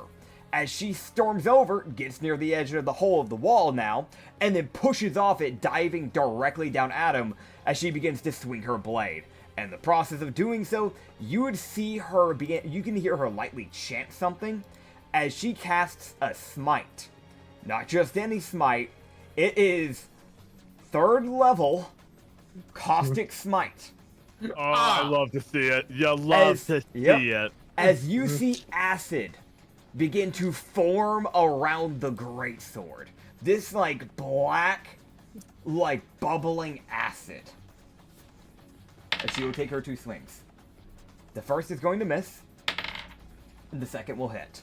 As you see that first strike miss, as she brings his greatsword just swinging directly down, trying to basically immediately decapitate him. You see him basically using that like, you know, ability to just go intangible, basically just bring his neck down intangible temporarily to avoid that attack, as then it would go back. As he just brought it up just a little too quick. As immediately she follows it up way faster than what she should be able to with that greatsword. As she brings it right back around and goes for another horizontal swipe coming from the other direction. As that one would land. As that is a 2d6 plus 5. That is 9 slashing damage. And from the Caustic Smite, where is it? There it is. 3d10 acid damage. As he will take an additional 15 acid damage. That is 24 in total that he will be taking. So I'm going to mark that down. As he would just get this strike across the chest. As next up, you see Kondo make her way over. As you can just see her just go, well, here we go. And let me double check here to make sure I'm reading this right. For her specific type of ranger. That is what I understood. Okay, so you would see as she would get near that, like, hole, and it is that thing of Tiara, you specifically, since she is kind of in front of you right now, you would be able to notice this. You can see her kind of like instead of just like pushing off naturally, you see her bend down, kind of like in a kneeling position, and you can almost hear what sounds like a like as if the wood underneath her buckles under her weight temporarily for a split second as it kind of cracks, as she then shoves off. And she will, when she lands, using Charging Leap, she creates a shockwave. As she will specifically, by landing strategically, will only cause the shockwave to affect him. As she comes from it, rather than landing directly behind him and landing beside the paladin, or jumping a bit ahead of him and landing beside the rogue, she goes a little bit more to the right. So that way she doesn't affect you guys in the process. As he will need to roll a strength save. Oh. Runesh. So he will manage to succeed, but he's still going to take half damage. As he's going to, as this is 66 plus 4 that he would be taking. Obviously, this will be minus 2. It will be halved, but as he will take 21, we're going to have that. We always run it to the greater. So that will be 16. No, sorry. My brain fucking died. No, he there. can take 16. Nah. He takes 9. He takes 9. As he would take Wait. 9. Say it's 21 damage? Alright, sorry, I saw the natural and I didn't add the plus 4. My brain blanked on it. So So 11. see 21. Yeah, 11. Yeah. Dude, I'm gonna be honest, I am like half awake right now. As How could you you? take 11 damage, like legend bludgeoning damage. And essentially, while he is technically intangible, the way this would affect him, rather than it being like, oh fuck, is more like there are like a few rocks that split up as soon as she lands, kind of leaving a little bit of a crater underneath her feet. Very small. Not like a meteor crater or anything like that. But like it shoots some of the rocks up, essentially like hitting him. That's kind of how that ends up doing damage to him. As she would then begin to take her swing. As that is like one other swing. But in the process, she will actually put a spell onto her sword, as despite being a ranger, she prefers melee. As she casts Zephyr Strike on the first level onto her sword. As each strike she does is going to do an extra D8 of force damage. Though she only has 1, but it's still something. As that is a dirty 15 hit, so she will miss her first strike. The other attack action was used by, the other attack interaction, I think, was used by the Charging Leap. Oh, Charging Leap's a bonus action! Never mind, so she casts Zephyr... Well, okay, well, either way, Zephyr Strike is all normally a bonus or an action.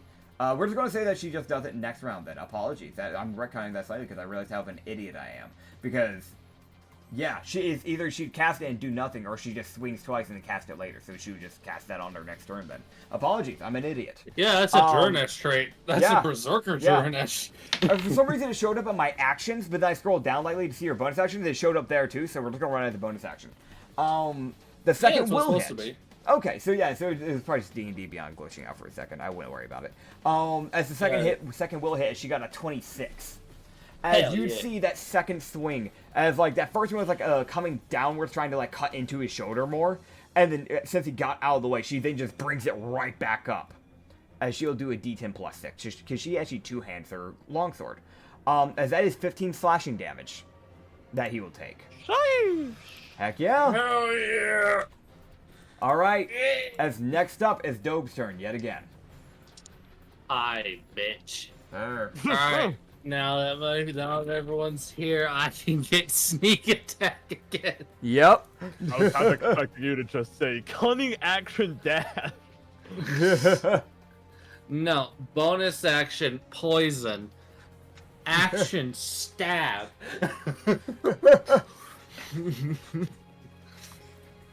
Man. Let's see how badly I miss. Come on, you You got this, man.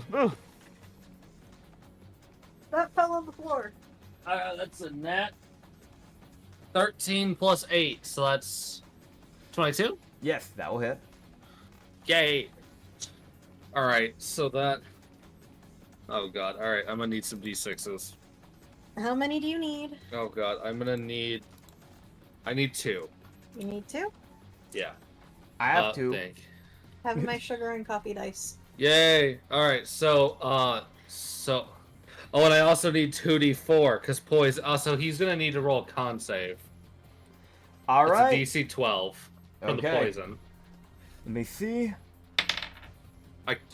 That is a 19. Yeah, I figured. I didn't imagine he'd fail. Sugar Yeah. and coffee dice. Huh? You said you needed 2d4. I have. I'll use those. But okay. All right. So the slashing and fire damage from the sword. That's sad. I rolled the d10 and then the d6s went down after. The d10 did land on an 8 and then a d6 hit it and knocked it to a 2. Okay. So what's So- all the total then? Yeah. So I will. Oh boy. Okay. So that is 6. So that's 6 slashing and fire. Uh huh. 2 poison damage, Okay. and then Mm-hmm. 8 sneak attack. I rolled really poorly. Sad. Okay, gotcha. All right. Is that the end of your turn? 6. I said 11 slashing and fire, right? Yes. Okay, then yes, I'm done. All right, cool. As your thing will end, and his turn would begin. As you see him kind of just like flick his wrist, and you see the two katanas become kind of just encased in this like blood on like the edge of the blade, essentially. As you just see him go, I really was hoping it didn't have to end like this. Should have killed you outright from the beginning, I guess. Sorry I held out hope. And you'd see him swing. As who's he going to be swinging for? That's for Dobe. That's for Lilmer. That's for Kondo. And that's for Stroke if he gets in the way. Understood. He would have to make his way to Stroke if he wanted to do that, but he's not going to. So, you'd see him look to Kondo. As he would just go, and you're an annoyance. Oh. And, let's see here. That is definitely going to hit. That's a 21. And does the other one hit, though? The other one hits her AC by 1 as he gets a dirty 14 on the second one.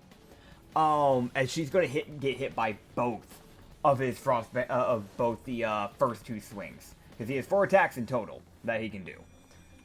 So, he takes in total. Oh, she got minimum. He got minimum damage for the hard hitting one. Oh, that's so lucky. Okay. As she takes 5 slashing, and then 13 slashing. And what about that D6 of cold? And then 5. So 23 damage in total. As she would take this 23 damage. As he just like takes 2 long swings with both the katanas, basically making an X across her chest. Just like carving into her. As you can just see her just kind of like grit her teeth on that. As he would then make 2 more swings. As, yeah, he is full focusing on getting rid of Kondo.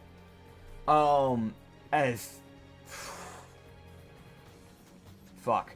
Both of those hit again. Ah, shit. Alright. That is 2 more D10s. As, again, it's just like right after the X, she grits her teeth, and you can see her just kind of like, she doesn't close her eyes. She is a veteran at mercenary work at the end of the day. But you can see where, like, that fucking hurt. And she's, like, trying to, like, recompose her body back, because even being a veteran at the end of the day, you're gonna have a natural physical reaction to getting hit like that. As she doesn't manage to get her sword back up in time, as he makes another, like, X, just, like, right across her, like, abdomen, essentially, directly afterwards. Like, basically, instead of bringing them down like he did before, he just brings them slashing back upwards, making another X. As that is another 21 slashing damage. And... Ooh, Hold up. And another 6 cold damage. As that is a total of 27 extra damage that she has taken, as she is immediately bloodied. In fact, she's past bloodied. Understandable. Yeah. Yeah, you can see that, like, there's that little bit of, like, a daze. As, like, she has to fight back going unconscious. As there is that moment like, oh, fuck. Holy shit. As if you receive too much damage in one turn, there's a possibility, counting on your level, that you can just pass out. Because that is an actual thing the human body can do. So, there's still his bonus action. As, I'm going to double check, make sure that's... Okay, those are all things he can do. Understood. Luckily for you, I'm double checking, making sure I understand correctly, the way I made this character work. He already used his bonus action to do the blood bit, but that does mean that I forgot to roll his blood damage. So, oh god. How many? Fuck. Okay. She might go down. We're about to find out that with the blood, that is the crimson right on her on the weapons. So that is a D10 for each strike. That is 4 D10 she's taking of necrotic. Holy shit. She's barely up. Buddy, roll me a con save. Okay. That's valid. She barely manages to keep her consciousness. As you see these necrotic, like, right after the slashes happen, and kind of, like, cut through her, like leather armor, essentially, aka the clothes that she wears, and literally her skin, because if I remember correctly, she just wears, like, a tank top. It, like, essentially, you can see, like, the openings that was created by these slashes, and then you can see, like, a, like, blackish, like, blood begin to, like, boil on the scars. As she takes that necrotic damage, as she now has 6 health left. Fucking A. As you can see, like, she almost falls back, and then you see her eyes, like, start rolling backwards, as you see her stiffen her legs up, and she stops halfway on falling. As she just look him dead in the eye and just go, I'm not done yet. Hey, yo. Yeah, that's a Durnesh. And that's the end of his turn. As next up is Tahira. Okay, Hero.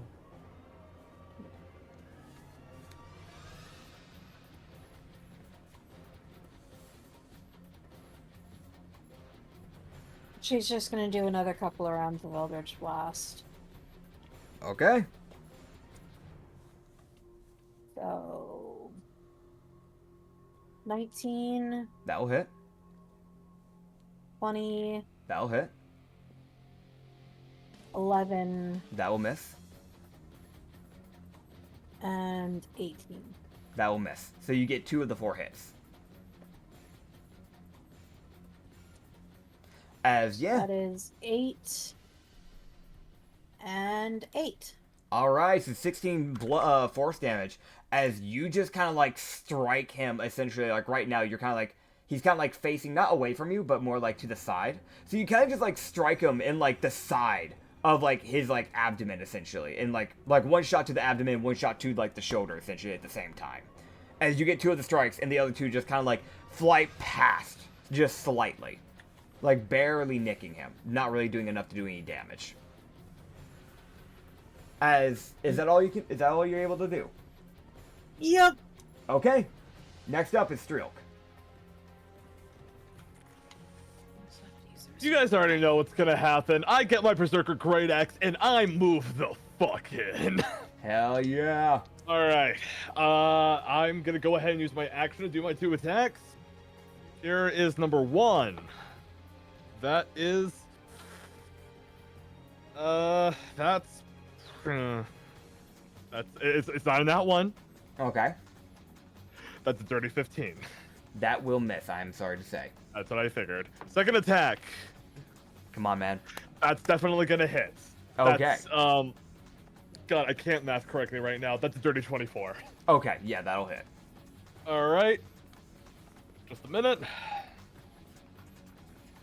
That is 17 damage, with a rage bonus included. Okay. And I'm gonna be honest, there's really not much I can do for my bonus action. You yell save it? louder. Save it. It says I have 2 weapon fighting. That just means that you can dual wield if you want, but you don't have a second weapon in hand. Got it. Yeah. Yeah, I guess I'll just save my bonus action then if I can't use it. Yeah, apologies on that. That's just me being honest. No, you're good. It was that thing of like, I knew there was a chance that you, as a person, might try to go for a dual wielding thing when I set this character up. So I was like, you know what? I'm gonna give him this because if he ever tries to like dual wield like long swords or something, he could. He doesn't have to stay with the great axe. But yeah. So as Streak moves in, I will go ahead and flavor it like this. As a response to the Shinobi bitch's comments about trying to give them a happier life, Streak will just say something like, what good is a happier life if it's built on lies? As he brings his great axe down onto his shoulder. It isn't built on lies. And then the strike would hit. And you'd see him just kind of like grit his teeth a little bit and just go, those aren't lies. Then why did you decapitate him? Maybe if you let me finish my question and my answer to begin with. Or would you know what the difference is, Mr. Scholarship?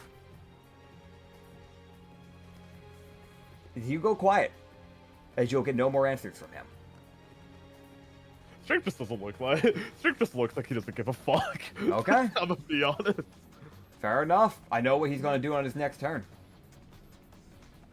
Cunning action dash. That's right. I'm multi-class in the road. Nah, I am my turn. No. Alright. Next up is NPCs. As you would see Kondo, we're going to keep riding that train for her right now. You would see her cast that, essentially, you know, the Zephyr Strike with her bonus action, and then take 2 swings.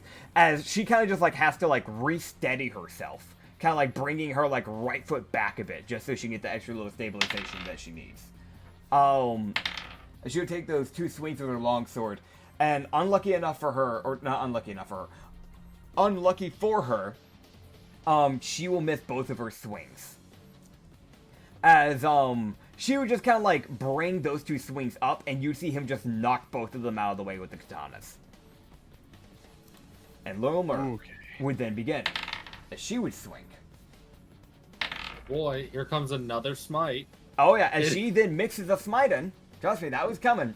As she's now also casted Venomous Smite. Oh no!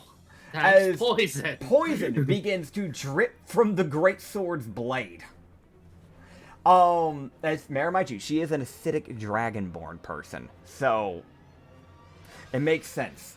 You would see her first strike once again kind of miss. As I want to mention, he's battling a bunch of people, and he's still managing to get out of the way for a bunch of these things. As you'd see him, like, basically knock one of Kondo's strikes out of the way, knock the greatsword out of the way, knock the other longsword out of the way, and then the second greatsword hits him in the back. As he will take, we're going to roll the venomous damage. That was all her other third spell slot, by the way, too. 16 poison damage. That is, paladins are fucking crazy later level. 13 acidic damage. I'm glad I gave them those 2 spells. And 16 slashing. So in total, that is not 32. That is 45 damage in total within that one turn. And that's with her only getting 1 hit on. Alright. Oh yeah. As that is Lilmer's turn, and last up is the Necromancer. As she would just kind of look to the group and just go, oh, no, that's a bad idea. That might hit everyone. Right. When in doubt. You see her, like, trying to figure out, because she's realizing she has a lot of AoE. She just go, yeah, this. And you see her just create a lightning bolt in her hand. And just go, sorry, Kikis. And just, like, throws it. As he is going to roll a dex save. And despite rolling horribly, he will still get out of the way. As he still got a dirty 24. As he basically moves directly out of the way, he will still take splash damage from it, But so he'll take half of 9d6 as she casts at her highest level. As she has no more spell slots at the 4th level, but she does half of 32, which is 16 lightning damage to this man. Is Moonbeam concentration? Not Moonbeam. She didn't use Moonbeam. Or Sickening Radiancy? Sickening Radiance? I will check. Because if it's concentration, then it's just sitting there. We will see. It is. Yes, it is the fear. So we will also get to roll. Yes, again, he does another con save. He will fail this one. Actually, wait, what is his con? Hold up, wait. I just rolled poorly. Actually, what is his con, though? Yeah, he will still fail. Barely. Barely, by the way. Yeah. So he will still take another 4d10 of this radiancy damage. And that is going to be 22 radiant damage. As it just starts to burn more into, like, his, like, kimono cloak that he's kind of wearing. As once again, you can see, like, these, like, this time you get, like, a clearer picture since you guys are actually up close. You can see that some type of talisman that he has probably been wearing is basically reflecting and like, stopping him from becoming vulnerable. So one of the, you can't see where the talisman is, but you can see, like, the runic, like, you know, particles essentially coming from somewhere off of his cloth, essentially. Just kind of, like, showing up, like, basically fighting away that vulnerability. Basically acting as a form of protection. As next up is Dope. Alright, so Dope is not going to swing his sword. Mm-hmm. No. So, would it be possible for Dope to, seeing that this guy has Dope is starting to assume it's probably the kimono that's protecting the guy because of how thick it is. Would it be possible for Dope to essentially jump up and jump because the guy's turned away from him, and jump up and essentially put his sword down the back of the guy's kimono and essentially slash the kimono like down the back? You can try to. It is a very, you can tell, you've been able to kind of figure out that, like, just by slashing him the few times you have, that the kimono is pretty fucking thick. It's probably a form of an armor. So, Yeah. you'll need a damn good damage to be able to actually get through it, but we'll see what you get. I'm more just kind of hoping to try and, like, if I can break it enough to destroy the magic effectively. Fair enough. We'll wait to find out. I don't know. Go ahead, roll your 2 hits and let's see what we can go from there. I will roll my singular smack. Yeah. Oh my god. What'd you get? I got a nat 19. Okay. Ooh. It's the damage that's going to matter here. Yeah. And also, so if you have the right idea, that's a separate thing. Yeah, I don't even know if I do, which I probably don't. But it's trying. You're good. It is fire if that matters. I don't know if the kimono is like a cloth on the inside. So Yeah. So here goes the D10. That's low. Very Okay. low. 8 slashing. Okay.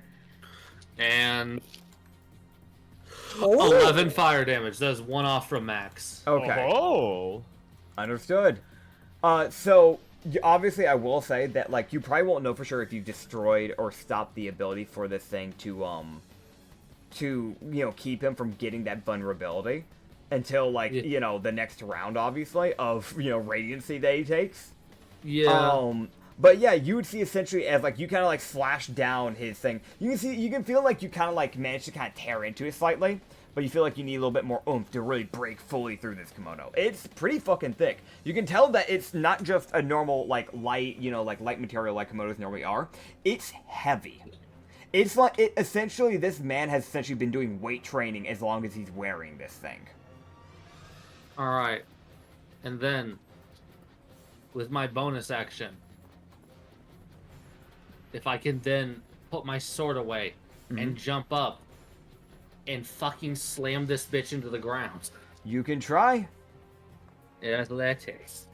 and he'll be rolling against you as well. I got A dirty 27.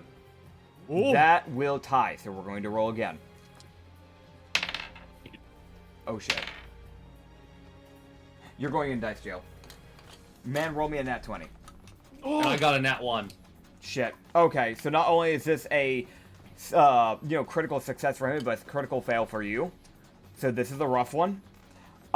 Essentially, as you begin to jump up to try and then grab his neck, essentially to try and slam him down into the ground, you see him spin around as he grabs you. Oh. And he slams you into the ground, catching you midair. The mimic has eaten the dice. Yeah. Yes. That dice is not allowed to be used at the moment. Valid, by the way, because I have now caged 2 d20s. I have both been bad tonight. I caged that dice. It's been eaten by the mimic. We legitimately have a small wooden mimic. I mean, it's not small, but It's fairly decent. I just kind of lifted its mouth open, put the d20 in, and then closed it. Just like, no. Fair. So Think about your decisions! I've already doubled this for you, so you don't have to. You will be taking 24 bludgeoning damage. Alright. Dog coughs out a lot of blood.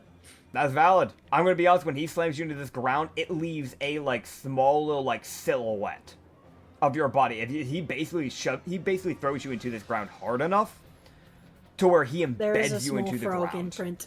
Yes, and there is a crack within the ground. So, yeah. That's the end of your turn, correct? Yeah. Alright. As he would look up to the wizard and just go, cut it out. And she's going to have to roll something. She fails. As she gets a certain curse. And then you see him raise his hand up and do the same thing as before. As you can see right before, as he's starting to bring his hand up, you can hear her go, "What was I doing again?" And then you see her get blasted into the air as she goes flying up. And she goes through the ceiling because he angled it differently. And she's going to take some damage from this, as he used a specialized form and a modified form of Curse of Muddled Mind.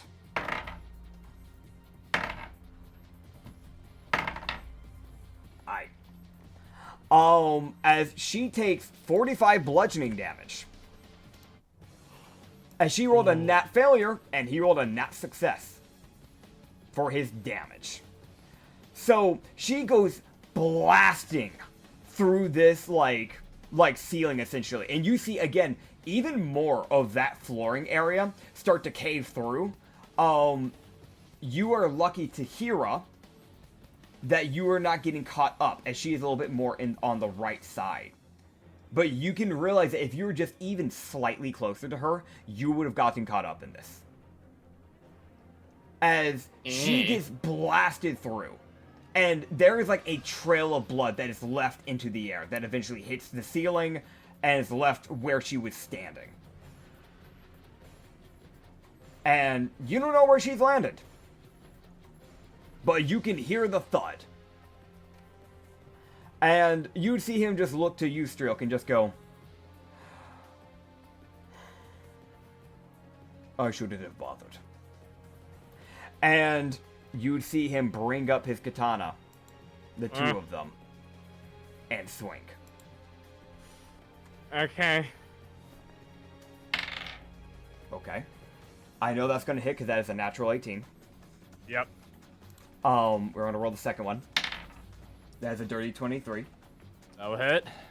Okay. Just I'm raging, so resistance. Yay. To your slashing. Yeah. Do you get resistance to cold? I don't think you're a totem, right? I think it's just totem that gets that, correct? It's Yeah, totem the- bears and any cold-related totems or cold-related barbarians. Okay, yes. So you can half this bit. You got 14 slashing damage from the 2 strikes. That's total and it's half. That was the total, and that's halved. So when you have it, Okay, you got can it. you can bring it down to 7. Okay, You got gotta it. have it yourself. Yeah, unless yeah, told yeah. otherwise. Okay, Yeah, I yeah. wasn't sure. Yeah. Good thing I clarified. Yep, you're good. Yeah, I'll normally let you know, like, hey, I already have this. So, yeah. I know wording can be kind of funky sometimes clean during fights, so don't worry about it. And then you'll take the d6 of cold. If I remember correctly, you're not resistant to that, as that will be 3 cold damage. Okay.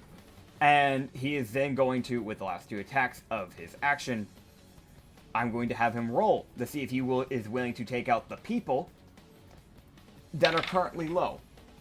Or if he will continue to take out his anger towards Strilk. Gotta hope he does. I want to be a tank. Ooh, okay. You see him look to you and just go, I have other things to handle. And you see him swing at Dobe and then Kondo.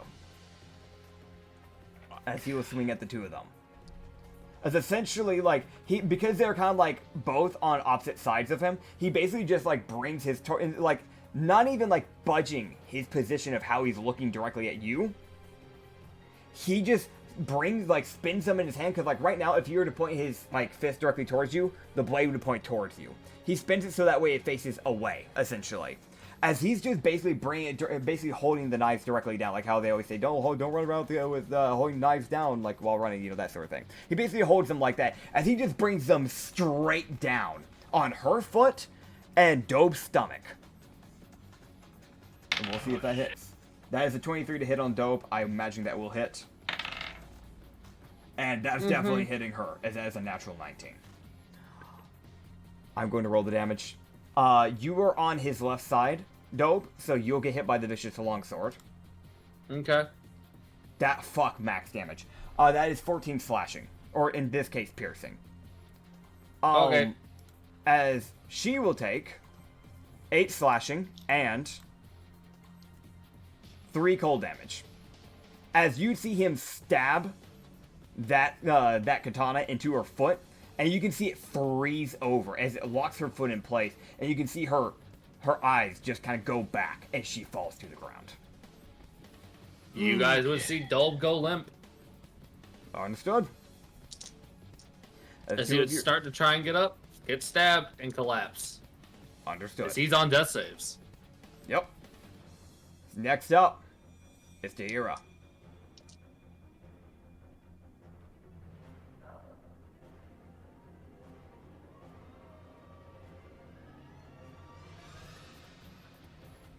Hero, what do you even do?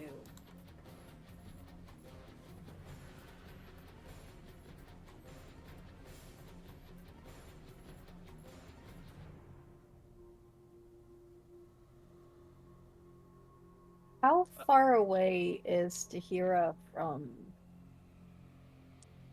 the fucker? You are like, technically it's like a 10-foot distance, but you're also up top, so that's like another, I'd say like 10, 15. 10. You're only second story. So like in total, I guess a 20 range is kind of what you're working with, 20, 15 around there, because kind of like angle and all that bullshit. Yeah. Like a 20-ish range, I'd say. We're gonna work with that. Just because of incline.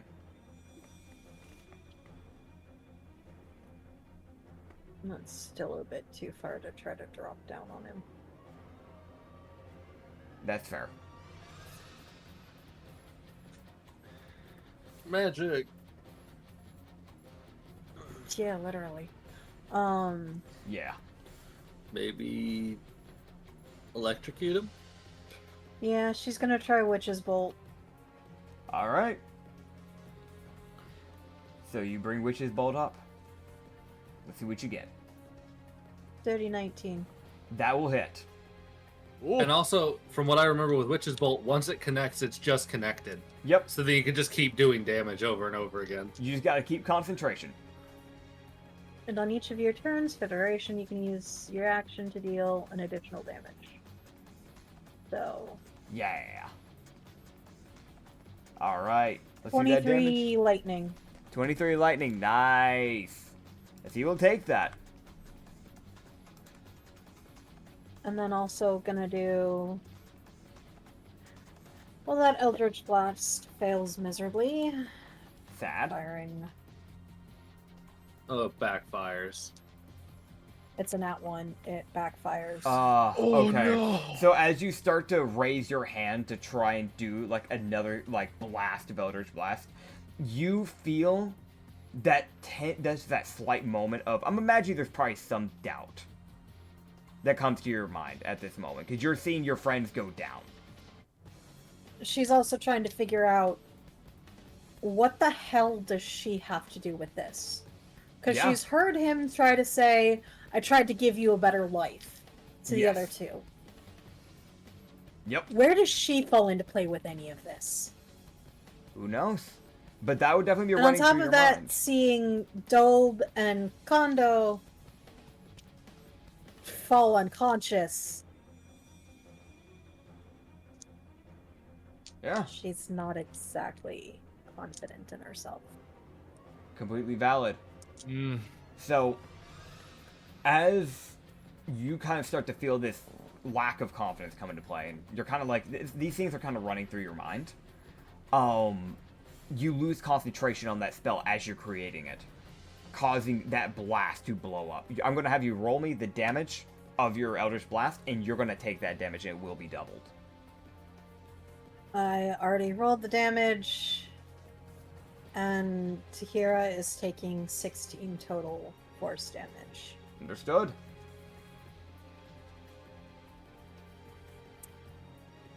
And since that was supposed to be the first Eldritch Blast, I'm not even rolling the second one, because that just seems like it would be a debilitating backfire. Fair enough. And that's where you'll end your turn then, correct? Yep. Okay. Oh, that reminds me, since you did take damage, every time you take damage, you need to roll a concentration check, so make sure you roll one if you haven't already for your Witch's Bolt.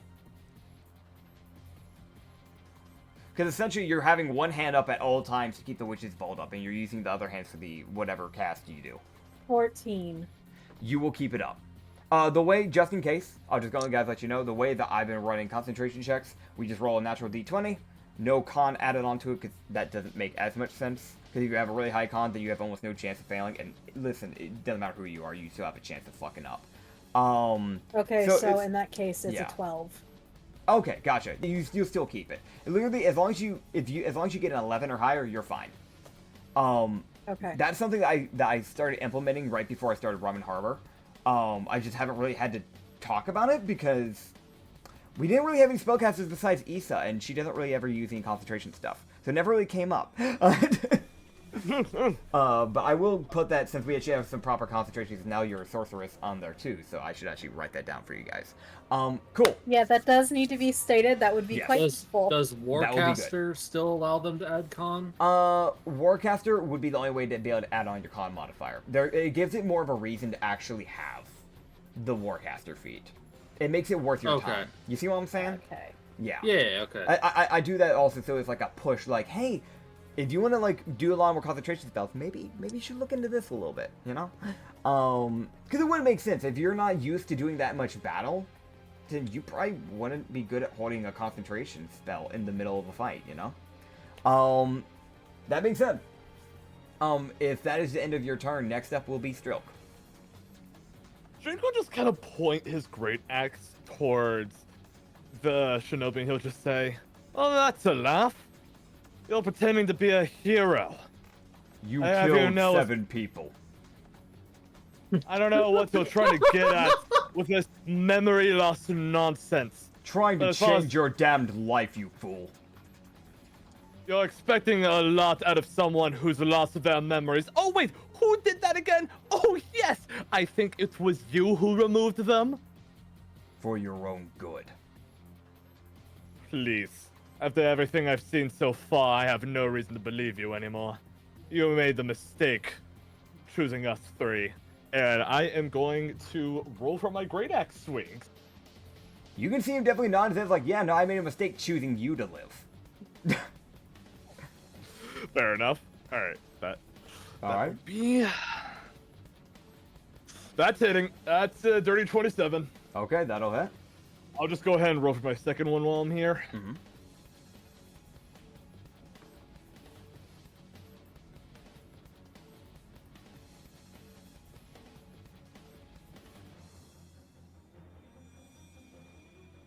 Hello? Hello? No, I'm here. I'm here. All right. I'm here. Just went very quiet all of a sudden. Yeah. Yeah. Yeah, that's because of my second swing I got in that one. On the year to hit. On the second swing, yeah, on that one to hit. Bro, do you want me to give you one of my dice, man? I might take you up on that later. Okay. Okay. I'm let so me sorry, roll dude. the Yeah. let me roll the damage before I get depressed. Yeah, I get it, dude.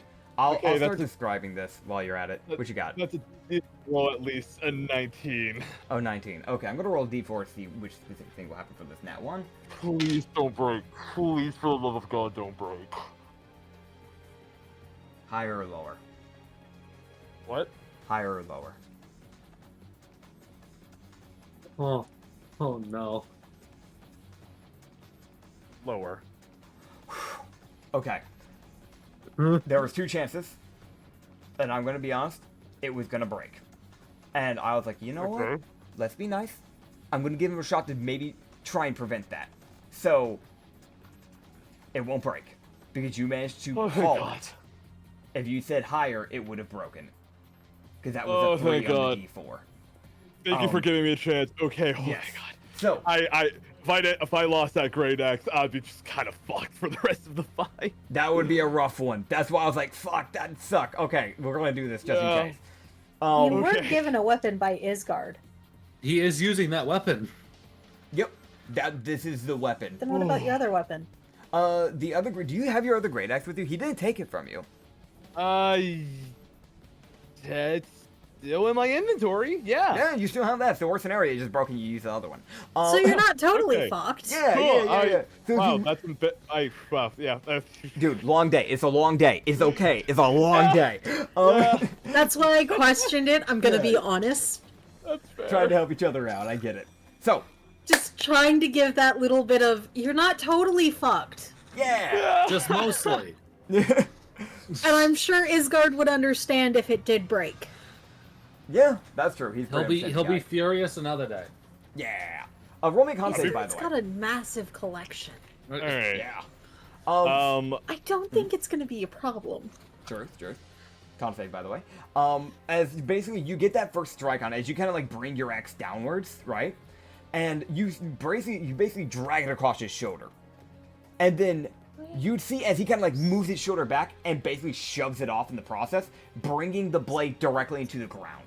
So you have to try. So as you're like trying to pull it back out of the ground, you'd see him just slash Okay. as he's going to as he's going to slash your torso area as he slashes into your chest. What is that con save?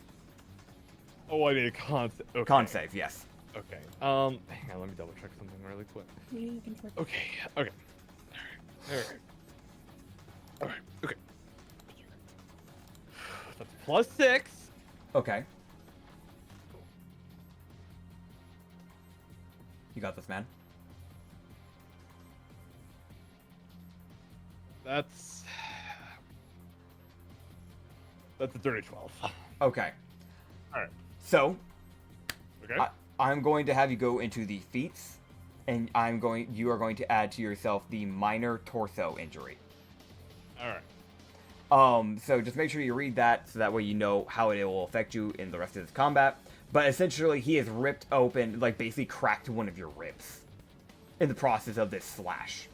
I hate this guy. Yep. As you'll take, and I know you're raging, so you'll be able to half this. He Okay. rolled 14 slashing damage. So when you have it, that should be 7. Okay. And then you take 5 cold damage.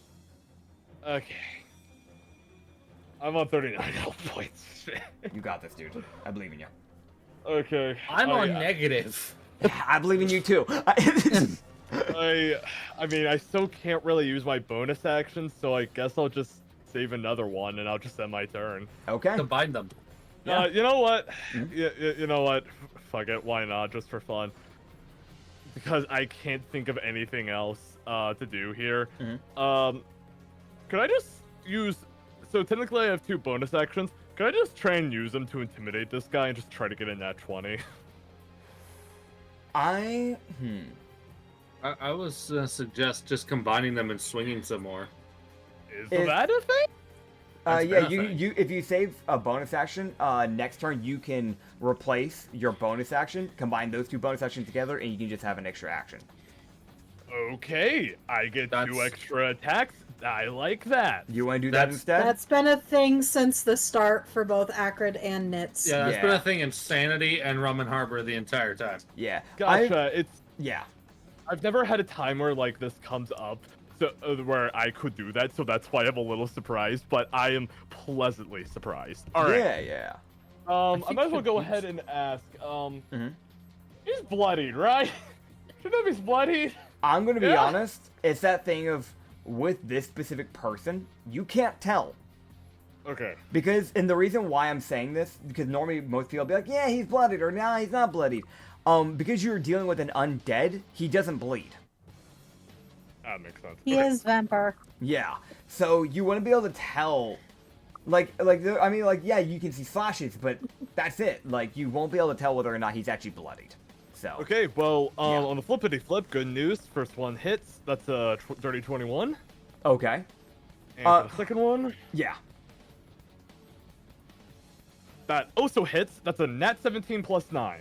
Okay, those will both hit. I'm gonna let you know, by the way, while you're going and rolling your damage. Normally you have to wait till the next turn to connect those 2 bonus actions, because those are bonus actions from the next turn. So just remember, in next time, Okay. on your next This was turn, his you just second won't turn. have a bonus action.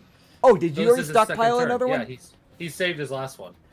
Oh, Okay, okay. I yeah. didn't realize that. My bad. Okay, cool. I don't know why. I Okay. thought you had only saved that one. My bad. No Ignore worries. me. I got max damage and I got minimum damage, funnily enough. Okay. Altogether, including the rage for both hits, Mhm. that is a 29. All right. Sick. So you get those other 2 slashes in. Hell yeah, dude. Yeah, so something just kind of cracked inside Streak. It's like, how should I put this? It's like when after he gets hit, he like kind of lurches back for a second, but then there's just that glint in his eye, and he's just like, no. As he goes for, or just swings on his shoulder, and I will end my turn. Okay.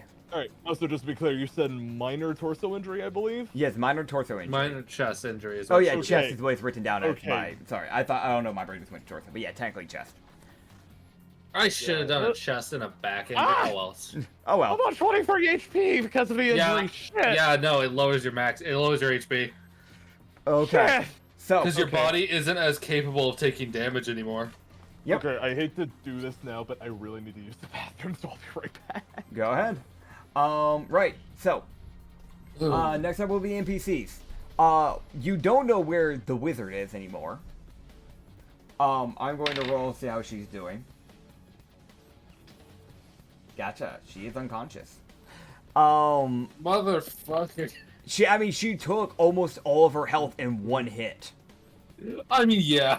I'm Yeah. saying more motherfucker at this guy. Yeah. I will do this. If they haven't lost all their health, they have a chance of waking up. So I Yeah. will roll them a just like natural d20. If they get 11 or above, then they can wake up on their turn. That is a 10. So she will not be Cool. waking up. She can take a nap. She gets a short rest. Not long enough for that, sadly. I hate to tell you, buddy. I'm trying, You're- okay? You're trying.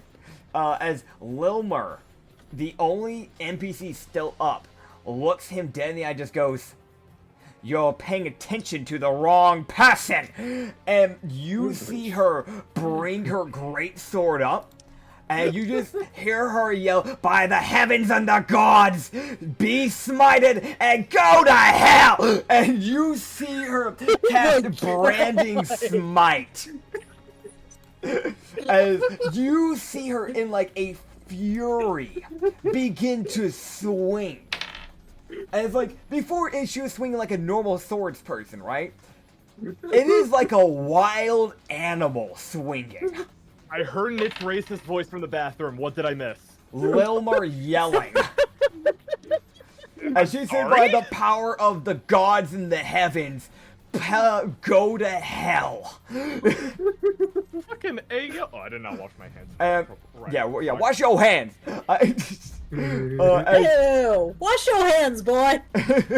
As she hits both. As Fuck yeah. you see, that's 15. That's 11. That's 26 slashing damage. Now for all the smites. As he's going to take, that's 12 of poison damage. As he then takes 29 and 13 poison damage. And then he's going to take 17 and 16 acid damage. And then he's going to have to roll. I'm pretty sure not Caustic, Branding Smite has a roll that's attached to it. No, it's literally just, it does more damage. Oh, lovely. It just does. Yeah, as her sword begins to glow with a bright light, so there's now a fight. If it was dark out, it would be like a torch. It just lights things up in the process. As this is radiant damage, yeah. so he can't even half this even if he wanted to. It's just like doing normal because he still has the talisman in check, apparently. Damn it, wait, I don't know why I'm rolling my d20s. That's not what this is.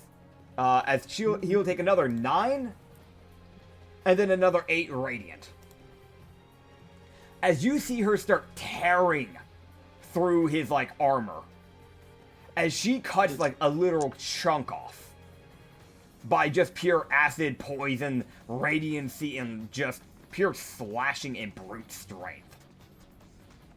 As that is her turn. As next up, Dobe, roll me that death save. Yeah, I got That you. is the most literal version of "Don't ignore me" Uh-huh. I have ever fucking heard. I got my answer. Okay. I will DM it to you. I appreciate you doing so. And I will not say a word. Yep. Good. As Zayadel would begin his turn. As he'd look over to the paladin and just go, "Get off my back." And you would see as he throws his 2 swords up and clamps his hands together. Oh, this bitch. For both Strilk and Lilmer. The 2 of you are going to roll me strength saves. Hey, I have advantage in that. That means I'll get a good roll, right? Come on, man. Just starts Come on. shaking the camera violently. Lilmer You can fails. do it! First roll. Okay, first roll is a dirty 16. Second roll. Come on. That will do it. That's a dirty 22. That meets the AC. Or the DC. Oh my sorry. God. That Holy meets it. fuck. Okay. As he claps his hands together, and you feel a rush of force. As you see, like, you'll only take half damage, and you will not be knocked back. As Lilmer loses the gripping of her foot, as he does this right after being striked. And then you see her, without having her feet prepped and ready for this, gets thrown back 15 feet. Yeah, Okay. you're gonna roll. I'm gonna be rolling some damage here real quick. That is this. This is something blank. All right, what is the damage here? Okay, as that will be 14 bludgeoning damage. You can have that. Though actually, Okay. yeah, you only have it once. Because it is not bludgeoning. Sorry, it is force. Oh. But it still gets halved because you succeeded the save. Okay, got it. You get what I'm saying? Yeah. So, 7 damage? is Yeah, what you're saying? you'll take 7 damage. Okay, If it got was bludgeoning, it wouldn't have just been halved once. You would have halved it and then halved it again. But because it's force, it will only be halved once. So yeah, 7. And she will take the 14 damage, and she's going to need to roll con saves, or not con saves, just normal saves, to see if she can keep concentration on her smites. She keeps the caustic. She keeps the venomous. And with a nat 20, she holds firmly onto the other smite. Sadly, I can't really give it a bonus or anything. It's more just a spite. That's just a natural concentration. So, yeah. So next time she gets hit, she won't have to roll in concentration to specifically keep that spell up. Only that one. Hell yeah. Okay, As that's good at least. you can see Tahira, as he would look up to you and just go... And I'm going to say this real quick. As he's about to say this, he will then catch his blades. Perfectly. As he'd look to you and just go, I'm sorry you had to be caught up in this. Apologies. And you'd see him spin his swords and try to take 2 stabs to try and pierce directly through Streelk's body. I don't think you're sorry. That is a nat 20. I'm dead. And I'm dead. I'm you- dead. I'm dead. I'm dead. I'm dead. Yep. And the other one will miss. So he's only going to get hit by 1, luckily enough. I'm going to roll the damage. Okay. Okay. Hang on. Yeah. Nits. What's up? I have a question I need to ask you. Mm-hmm. Does the God of Death take deals by any chance? The God of Death, he's the one guy that probably wouldn't. Because Fucking he figures. is the one god that his whole thing is that when you die, you are supposed to die. Okay. I- Go ahead and give me the news. I'm sorry, man. I honestly know that you were probably wanting to do like a lifeline thing. That's my guess. Something like that. Yeah. Though I will be honest, a lifeline would only proc if you fail all 3 death saves and then you die. So. Okay. But you will take. I've already doubled it for you. Actually, though it is a crit, you have resistance to slashing. So, Okay. while the slashing would have been doubled, you're only just going to take the normal damage. Because the Okay. doubling in the resistance will meet in the middle ground. So, Okay. you will take 9 slashing damage. Okay. And I'm guessing he won't have that. You will not have it. That's what I'm going to tell you exactly what you take. You take that 9 slashing, and then you take... this bit will be double because this is cold damage, as you will take 8 cold damage. I'm dead. I'm down. You're down? Okay. On the bright side, is that the other strike that he did with it did not connect. Otherwise, that would have forced a failed death save. So that is the bright side of this. If the wizard can wake up from being unconscious, she might be able to get you guys back up. Okay. So, not all is lost. That being said, he's going to then choose between Tahira or Lilmer. Alright. And is he willing? Okay. So give me an answer here, buddy. Shit. Okay.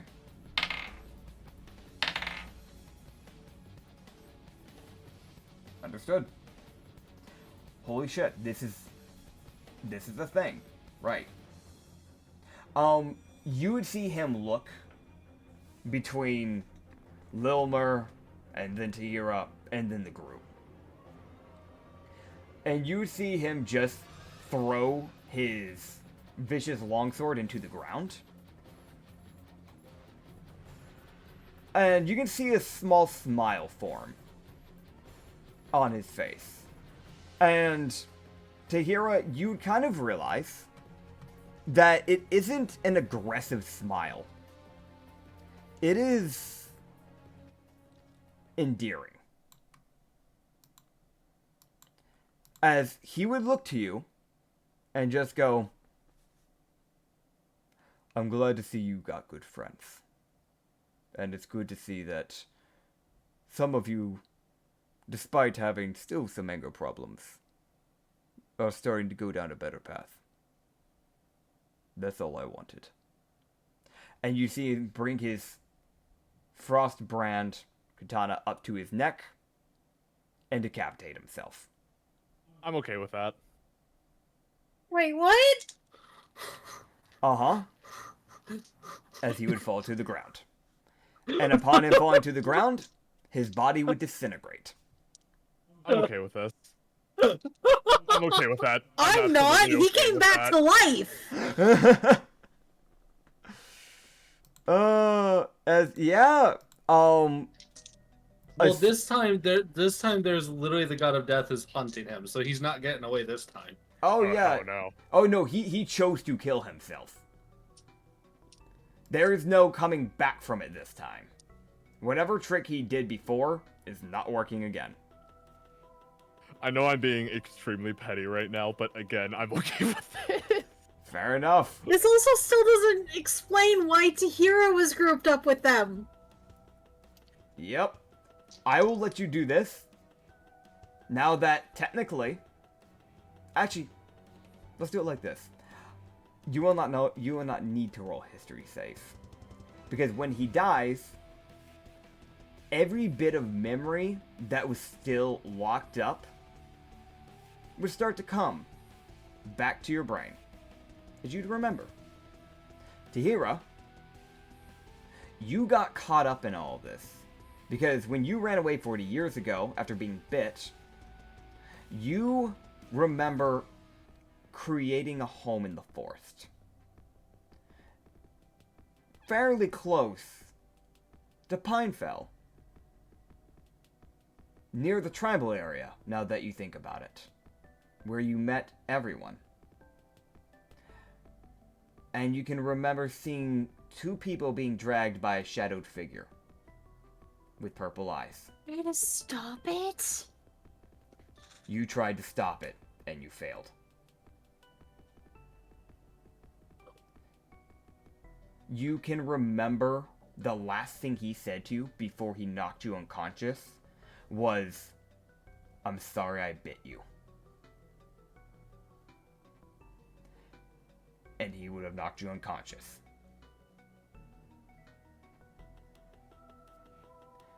So yeah. Strilk. You can remember that when you worked with him, he was the one person that used to cover for you when you would have fuck-ups. Okay. And he was also the one that tried to get you into anger management classes, but you refused. That's ironic considering what just happened with this battle. He proceeded to later on leave the employments as he was leaving because he was mourning for his dead brother, which you killed. Ash! Yeah, there it is. I was waiting for it. As it feels as you're kind of like getting yourself back up. I'll say both you and Dobe.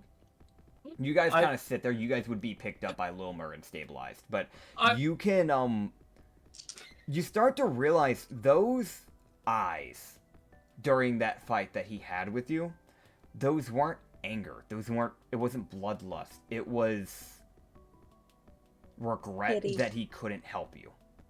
Because seeing that you were still in a rage, seeing that you were still acting this way, and then accusing him of lies that he never did, he felt like he failed. You can pick up that through his eyes. Gotcha. And as for Doe, you can remember while he had left shortly before you joined, you can remember that people said a lot of good things about him. It's a thing like you didn't have much interaction with him directly, but you can remember that scuffle from the night when everything was going down. He was trying to peacefully take the noble way to try and get you guys to come to the woods, probably to try and get you guys a new life started. Basically trying to lead up to this whole thing to begin with. He was probably trying to reset your brains and trying to give you guys a new fresh start, because one of the best ways a person, not the best ways, but one way that a person can learn to get a new perspective on life and change completely. As it's been shown when a lot of people have gotten amnesia, if they've gained their memories, a lot of times they tend to not be exactly the same person. And it was probably of his hope that that might change up Strilk's thought processes. And as for you, you remember trauma as you remember being mentally scarred years back. And you can remember how he had said one of the few times he had met you, one of the only times he had met you, that he wished he could have helped. He wished he could have been there for you when the things had went down in your past. Seeing your family be burned. Ooh. We tried So. to help you He tried. by making you forget. Maybe it wasn't the most perfect solution. It's something that would come to your mind, but you'd realize that his intentions meant well. And he was simply using Lachlan, most likely, simply as bait. Well, remembering all of this. Also, I do want to say this. Mm-hmm. Dope rolled 2 nat 20s on his death saves Hell yeah, in a dude. row. Yeah, so it's literally that thing of like, on your next turn, you would have gotten up with 15 health. Like, Wilbur starts walking back and she sees Dolbus getting up. Yeah. Kondo was, she was knocked out, I'm gonna be honest. You can probably tell she has a major injury as well. On I the help chest. her up. That is appreciated. She would thank you and just kind of nod and just go, "Is he dead?" Tahira just sits there, confused. Dolb would just go, That's fair. oh. Like, they see that Dolb's, like, eyes, like, dilate, and, like, Grove's is like, memories. Yeah. Memory. Go ahead. He's like, he is, and I now understand why he did all this.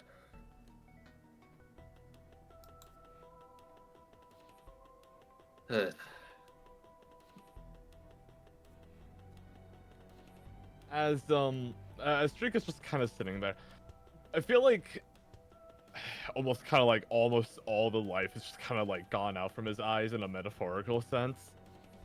As he's not really frowning or smiling, he's just stone faced, just kind of looking away, just unsure at this point. Fair. Because Striga's just currently thinking to himself, just, okay, so you're telling me all this yeah, just all this happened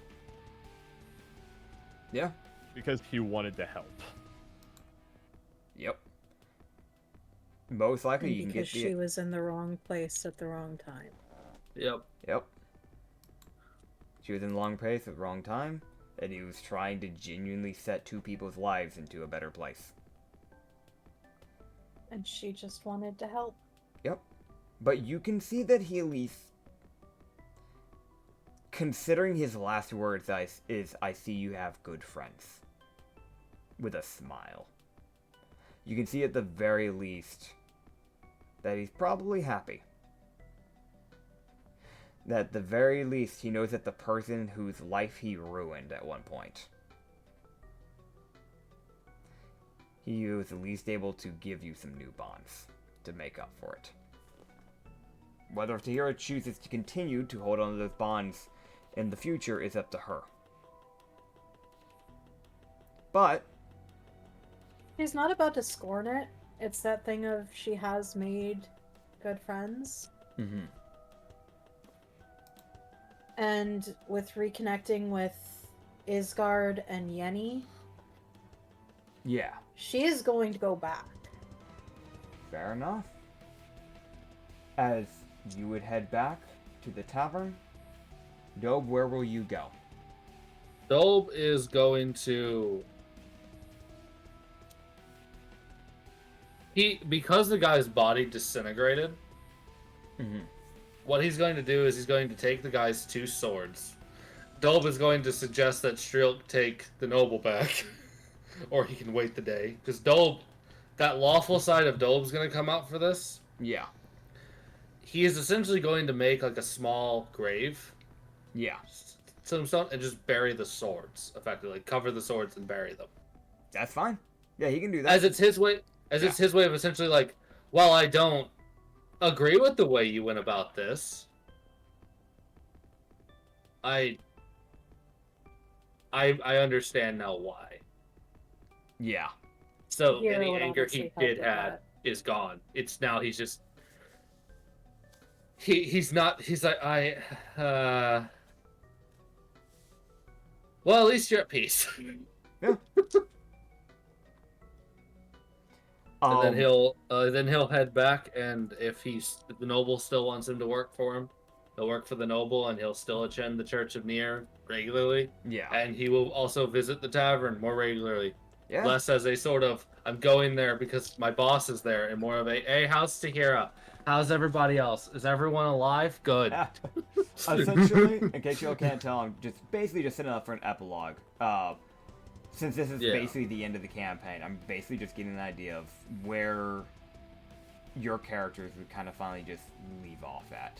So yeah, Lachlan would take you in. And he would, I'm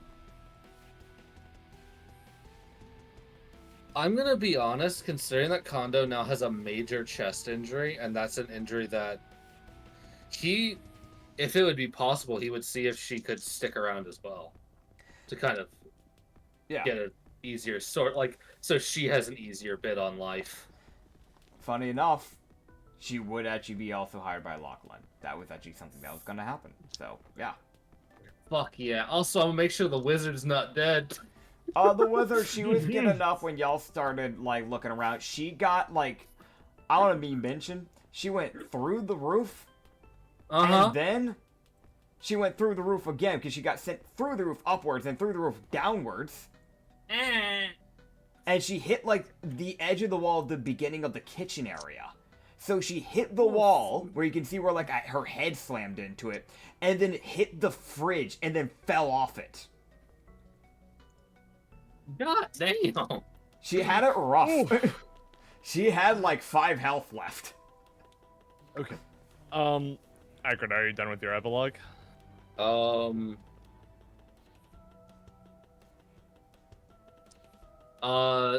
else? I think something else the hero would do is she would go back to that little home she made. Yeah. Just to kind of get the important shit. That's fair. So that she could actually go back to the tavern without leaving anything behind. Yeah.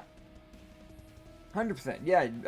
Yeah, ending bits for Tahira is that she So are you, like, getting back to working at the tavern again? Like, you're just back with them and everything? She's probably gonna take, like, a month to get her head straightened out. Yeah.